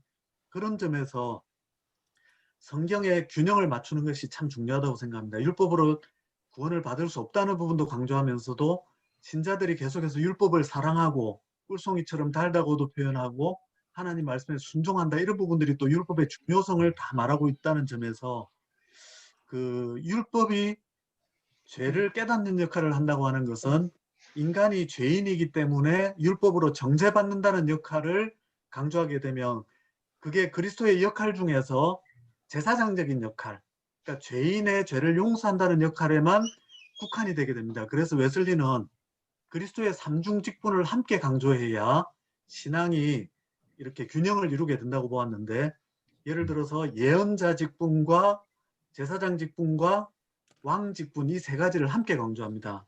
예언자 직분 같은 경우는 하나님의 뜻의 기준, 우리가 어떤 기준으로 살아야 되는지 거룩함의 기준을 제시한다면 제사장 직분은 그 율법의 기준에 도달하지 못하는 우리의 죄의 문제를 해결해 주시는 것이 예수님의 제사장 직분이고 그리고 예수님의 왕직은 성령을 통해 우리 속에 임재하셔서 다스림으로 인해서 죄를 이기게 하시고 순종의 능력을 부여하시는 통치를 강조하는 면이거든요. 네네. 예, 그런 면에서 그 균형 있게 강조해야 되지 않을까 예, 그런 생각이 듭니다. 근데 제가 볼 때는 이남복 목사님의 질문에는 굉장히 중요한 그 신학적인 이슈가 있는데 하나는 뭐냐면 웨슬리가 처음부터 그의 강조점이 율법의 중요성을 항상 신학 전체를 통해서 처음부터 강조해 왔기 때문에 지금 장 박사님이 정리해서 우리에게 들려준 은혜의 언약, 다시 말해서 행위 언약이 폐지되었다라고 하는 이러한 어떤 주장 가운데서 어떤 율법의 기능에 대한 역할에 대한 중요성에 대한 어떤 변화가 감지되거든요. 그래서 그런 면에서 신학적인 좀 정리가 필요하지 않나 하는 느낌, 이런 것들도 여기 숨어 있는 것 같아요. 예, 예. 제가 보기엔 그러네요. 율법이 죄를 깨닫는 뿐 아니라 율법이 하나님께 인도하는 하나의 지침도 되는 거 아닙니까? 그군요. 또 죄는 율법을 범하는 것이 죄이기 때문에 율법을 강조해 설교하는 건 당연하다고 생각하는데요. 예, 예. 그 웨슬리가 계속해서 언약 신학에서 강조한 것이 행위 언약의 폐지가 율법의 폐지가 아니다. 뭐냐면 율법을 지켜야 한다는 그 기준은 타락전 아담이나 타락 후 우리나 또 구약 시대나 신약 시대나 변함이 없다고 말을 하고 있습니다. 오케이. 그런데 행위 언약이 폐지됐다는 것은 그것으로 구원을 받을 수 없다는 의미지 우리가 행하지 말아야 된다는 의미는 아니라고 근데 해석할 수 또 있습니다. 이렇게 볼 수도 있지 않을까요? 어차피 신약 시대로 넘어오면서 그 구약에 주어졌던 율법들은 사랑의 법이라고 하는 주님의 그 대계명을 통해서 완전히 재해석되어지면서, 또한 그것이 관계적인 어떤 법으로 재해석되어지면서 전혀 다른 의미를 갖게 됐거든요. 그래서 아, 예, 우리가 맞습니다. 예. 구약의 율법을 그대로 강조하기보다는 우리는 엄연히 신약 시대를 살고 있고 예수님이 정리해 주시고 가르쳐 주신 새로운 율법의 이해와 그 범위, 그것을 가지고 전진할 수 있도록 그런 노력이 필요하지 않아요. 다시 말해서 아까 우리 장 박사님이 시대적인 구분이 굉장히 중요하다라고 얘기했는데, 우리는 지금 어디까지나 신약의 관점에서 사랑의 법이라고 하는 그 관점에서 구약 신약 구약 율법 전체를 재해석하고 또 거기에 따라서 우리가 자발성과 인격적 관계성과 아까 우리 말씀하신 대로 어떤 동기의 순수성과 그 결과보다는 동기에 중점을 두는 이런 모든 것들을 강조하는 쪽으로 나아가는, 다시 말해서 한국 교회가 지금 약간 혼란을 겪고 있는 부분 중에 하나가 아까 이 목사님 말씀인데, 지금 상당히 우리가 그 복음을 가르치면서도 구약을 우리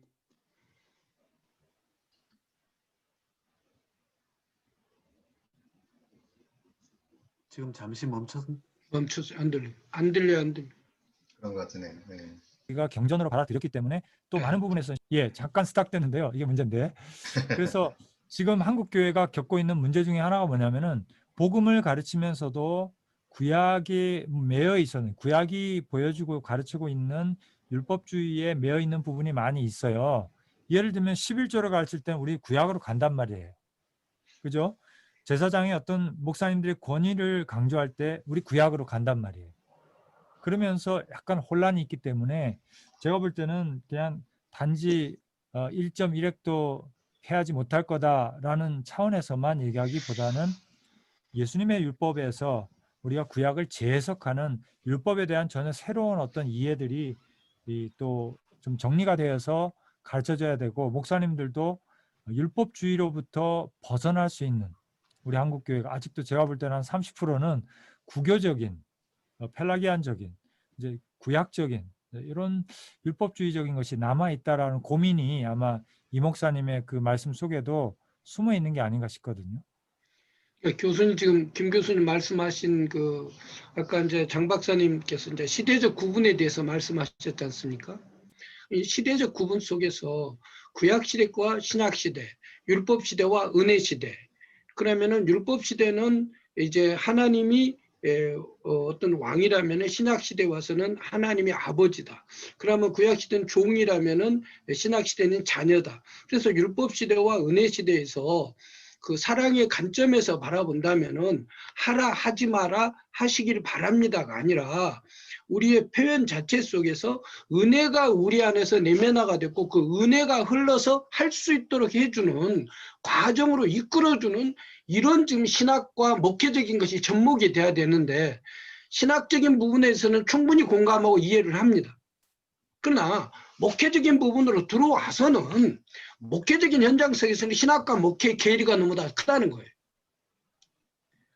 실질적으로 저도 목회를 하면서 그런 부분에 대해서 많이 부딪히고, 그리고 교회들의 상황에 보면은 율법적인 방향으로 너무 흘러가다 보니까 한국 교회가 너무 경직되어 있는 부분들도 있고, 또 그로 인해서 교회들은 많은 문제들이 야기됩니다.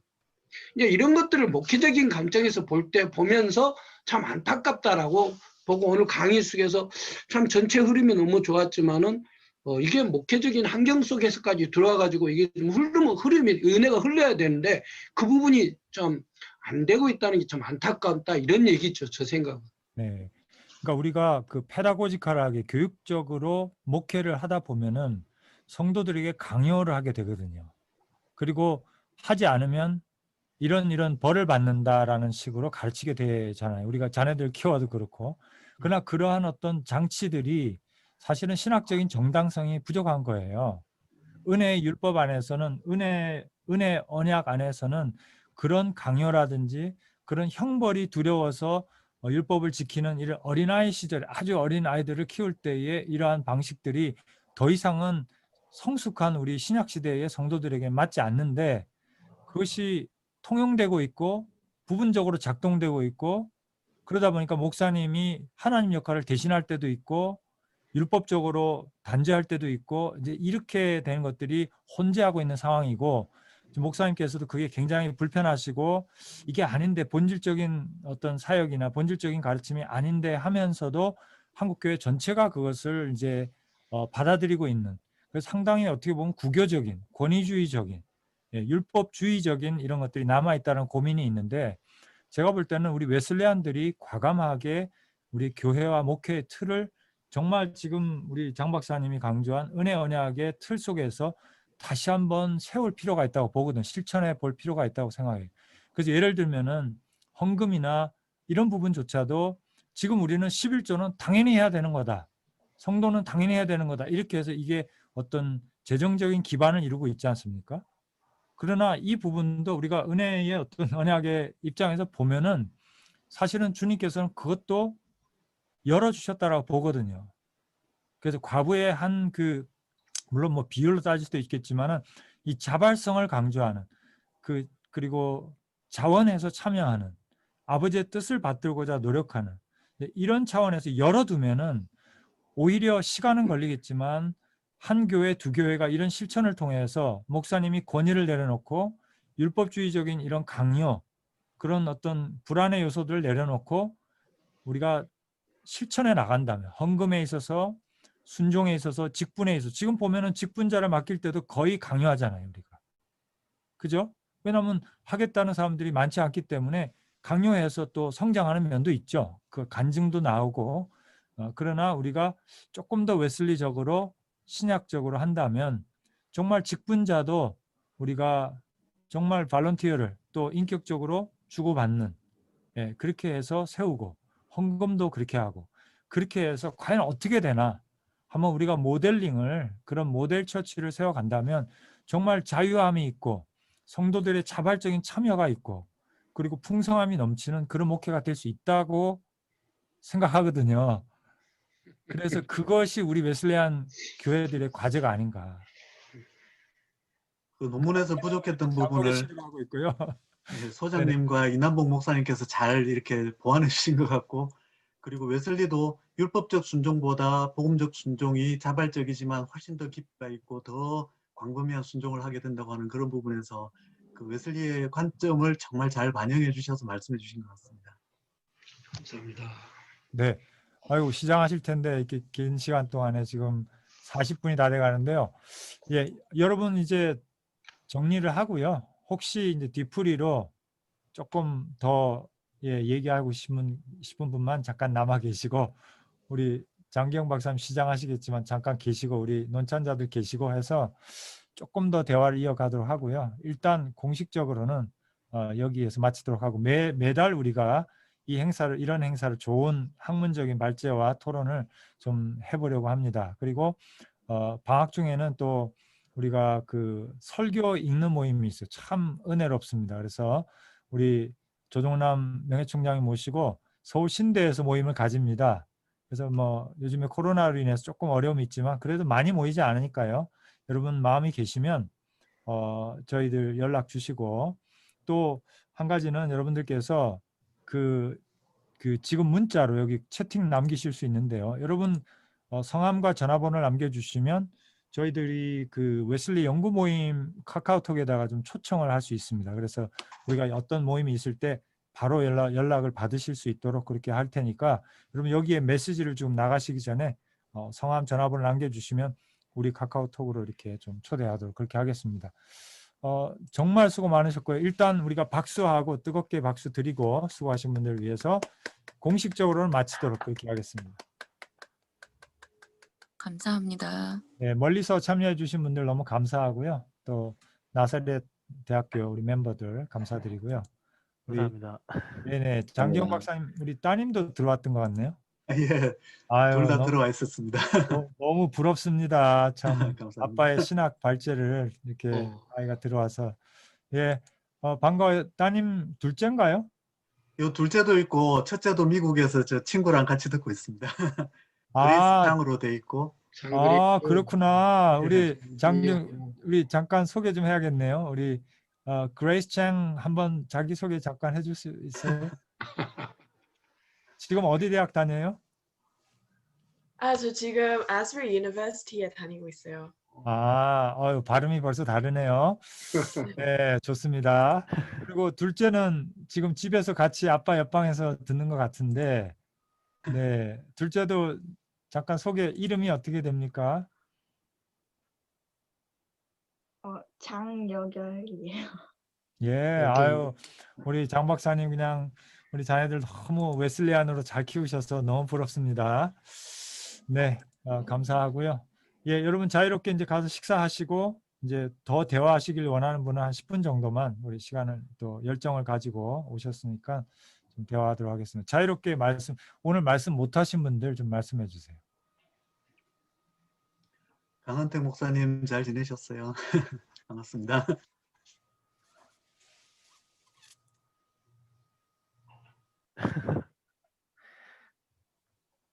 네, 저 네. 잘 지내고 있습니다. 네, 제가 지난주에 웨슬리안 교회 협의회 잠깐 참석하고 왔거든요.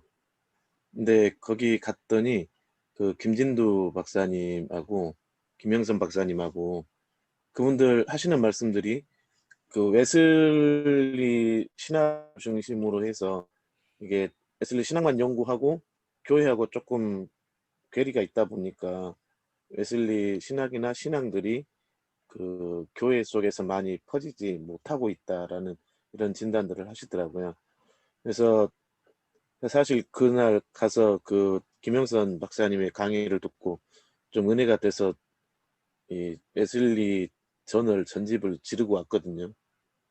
근데 잠깐 저널에 대한 얘기를 들으니까 이 웨슬리는 신학자보다는 우리 교단의 문중경 전도사님이 꼭 웨슬리와 같은 사역을 하신 것 같다 그런 생각이 들더라고요. 강의 들으면서. 그래서 그 현장에서 목회하는 목회자들에게 이 웨슬리의 신학 정신이 그리고 사역 정신이 좀 들어갈 수 있도록 웨슬리 신학 연구소하고 각 교회나 지방애들하고 연계가 돼서 좀 세미나도 하고 했으면 좋겠다는 생각이 들어요. 네, 알겠습니다.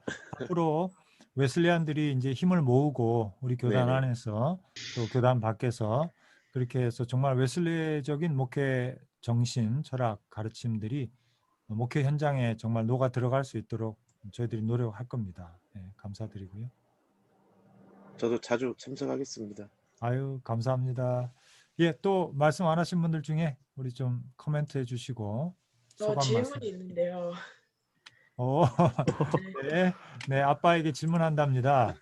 네, 제가 전공하신 전문가 분들처럼 멋지게는 못하지만 그래도 제가 진짜로 들으면서 궁금했던 거에 대해서 질문을 하려고 하는데 구약시대의 신자들이 가졌던 신앙은 자녀관계에 바탕을 둔 신앙이 아니고 두려움과 경외의 신앙이었고 이에 대해 바울도 신약시대의 신자들을 향해 구약시대의 신자들의 믿음, 즉 종의 신분을 벗어나 자녀의 신분으로 나아가라고도 하였는데 웨슬리안 성결론에 따르면 신약시대 때 예수님의 오심과 죽음을 통해 사람들에게 드러났던 복음이 구약시대의 사람들에게는 어떻게 적용이 되는지 예수님의 십자가를 통한 죄의 용서와 아까 말하셨던 able not to sin은 적용이 되지만 그 자녀와 아버지와의 관계에는 그 관계를 경험하지 않았기 때문에 그 관계가 형성이 되는 것이 불가능한 것인지 구약시대 사람들과는 하나님과 관계에서 그리고 하나님께서 그 구약시대 사람들이 신약시대 사람들에 비해 모자란 부분을 그 관계에서 모자란 부분을 메꾸실 방법을 마련을 하셨는지 웨슬리안 성결론이 그것도 다루는지가 궁금해요. 예. 좋은 질문입니다. 그 구약 시대에는 분명히 하나님의 은혜를 알았습니다. 하나님의 은혜를 알았는데 창조주 하나님, 돌보시는 하나님, 왕으로서의 하나님, 또 목자로서의 하나님, 여러 다양한 그런 하나님의 그림을 구약 성경이 보여주고 있거든요. 그런데 어떤 부분이 충분히 계시되지 않았느냐면 우리를 위해 독생자 그리스도를 희생하면서까지 우리를 구원하기를 원하시는 그런 사랑의 충분한 계시가 이루어지지 않고 아버지로서의 충분한 계시가 이루어지지 않았다는 겁니다. 그래서 하나님의 은혜의 다양한 부분이 잘 드러났지만 우리가 아버지로 부를 수 있게 된 것은 예수님을 통해서죠. 그런 점에서 구약 시대라고 해서 은혜가 없는 시대가 아니라 아주 많은 은혜가 있고 또 심지어 그 다윗처럼 죄를 범하고 나서는 성령을 거두어 가지 마옵소서 이런 것처럼 성령의 충만한 역사도 구약에서도 분명히 있었습니다. 그래서 하나님의 깊은 것들을 보고 깨달은 선지자들도 많이 있었던 거죠. 그렇지만 아버지로서의 관계로 부르지는 못했다. 예, 그 점에서 아버지로서의 관계로 부르지 못했는데 하나님께서 그런 것을 이미 아시잖아요. 네. 아버지로서의 관계를 못 부른다는 거 예수님의 용서함을 받을 때까지는 이후에 그 신약 시대 때 그래서 네. 혹시 그거를 메꿀 수 있는 그 빈자리를 그러니까 하나님과 관계에서 그 자녀의 관계 그거는 부족한 거잖아요. 그 예, 신약 시대 사람들과 비교했을 때는 그래서 그거를 어떻게 할 수 있는 방법을 마련하셨는지 궁금해요. 하나님께서 그거를. 저는 그 자녀로서의 그 친밀함 정도는 다른 친밀함은 다 있지만 가까움은 있지만 자녀로서의 그 친밀함은 신약에 와서야 주어진 은혜이기 때문에 구약에 아무리 은혜를 받은 선지자들이나 그런 분이라 하더라도 신약의 은혜를 기대하고 연구하고 기다리고 이렇게 대망했다고 저는 그렇게 생각하고 있습니다. 그래서 우리가 한마디로 아브라함이나 다윗이나 세례요한보다 훨씬 더 큰 은혜를 누리고 있다는 것이죠. 네, 너무 시간이 좋다 보니까 제가 볼 때는 앞으로 10시에 시작해서 점심시간을 이렇게 침해하는 적이 않도록 노력을 해야 될 것 같습니다. 너무 감사하고요. 오늘 제가 발제를 듣고 이렇게 하면서 하나 느낀 것은 참 웨슬리의 신학 자체가 이런 하나님과의 친밀성, 회복 이런 것들을 강조하는 그런 신학이다 보니까 정말 은혜가 많구나 하는 것을 다시 한번 느끼게 되고요. 저도 물론 개혁주의 신학을 좋아하고 또 웨슬리 신학의 반대쪽에서 밸런스를 잡아준다고 생각하지만 아마 웨슬리 신학 보다는 조금 은혜가 다른 종류의 은혜가 아닐까. 하나님을 경외하고 하나님께 잘해야지, 복종해야지 이렇게 되지 않을까. 거기에 반해서 정말 은혜가 더 많이 느껴지는, 친밀함이 느껴지는 이제 그러한 주제의 또 발제가 아닌가 이런 생각이 들었습니다. 우리 그레이스 창 친구는 어떻게 한국말을 좀 알아들어요? 얘는 아예 못 알아듣는데 아빠가 한국 아빠라고 그러면서 응원하겠다고 옆에 있는 거예요. Wow, thank you so much for being with us the whole time. Now you understand some, right? 네, 너무 감사하고요. Thank you so Thank you, much. 켈리. 예, 오늘은 이런 정도로 문을 닫아야 될 것 같습니다. 여러분 안 그러면 식사 못 하실 것 같으니까 너무 감사드리고요. 예, 그러면 다음번 때에 또 만나 뵙도록 그렇게 하겠습니다. 우리 조정남 총장님 한번 기도해 주시고 마쳤으면 좋겠습니다. 이러신 하나님 아버지, 이런 기회를 주시니 감사드립니다. 이런 기회를 통해서 우리가 더 많이 깨닫고 주 앞에 가까이 할 뿐 아니라 한국과 우리 모든 교육에 큰 영향을 끼치는 은총으로 인도해 주시옵소서. 수고하시는 모든 분들에게 하나님의 위로와 하나님의 축복이 같이 하시옵기를 바랍니다. 감사하며 예수 그리스도를 받들어서 기도드립니다. 아멘. 아멘.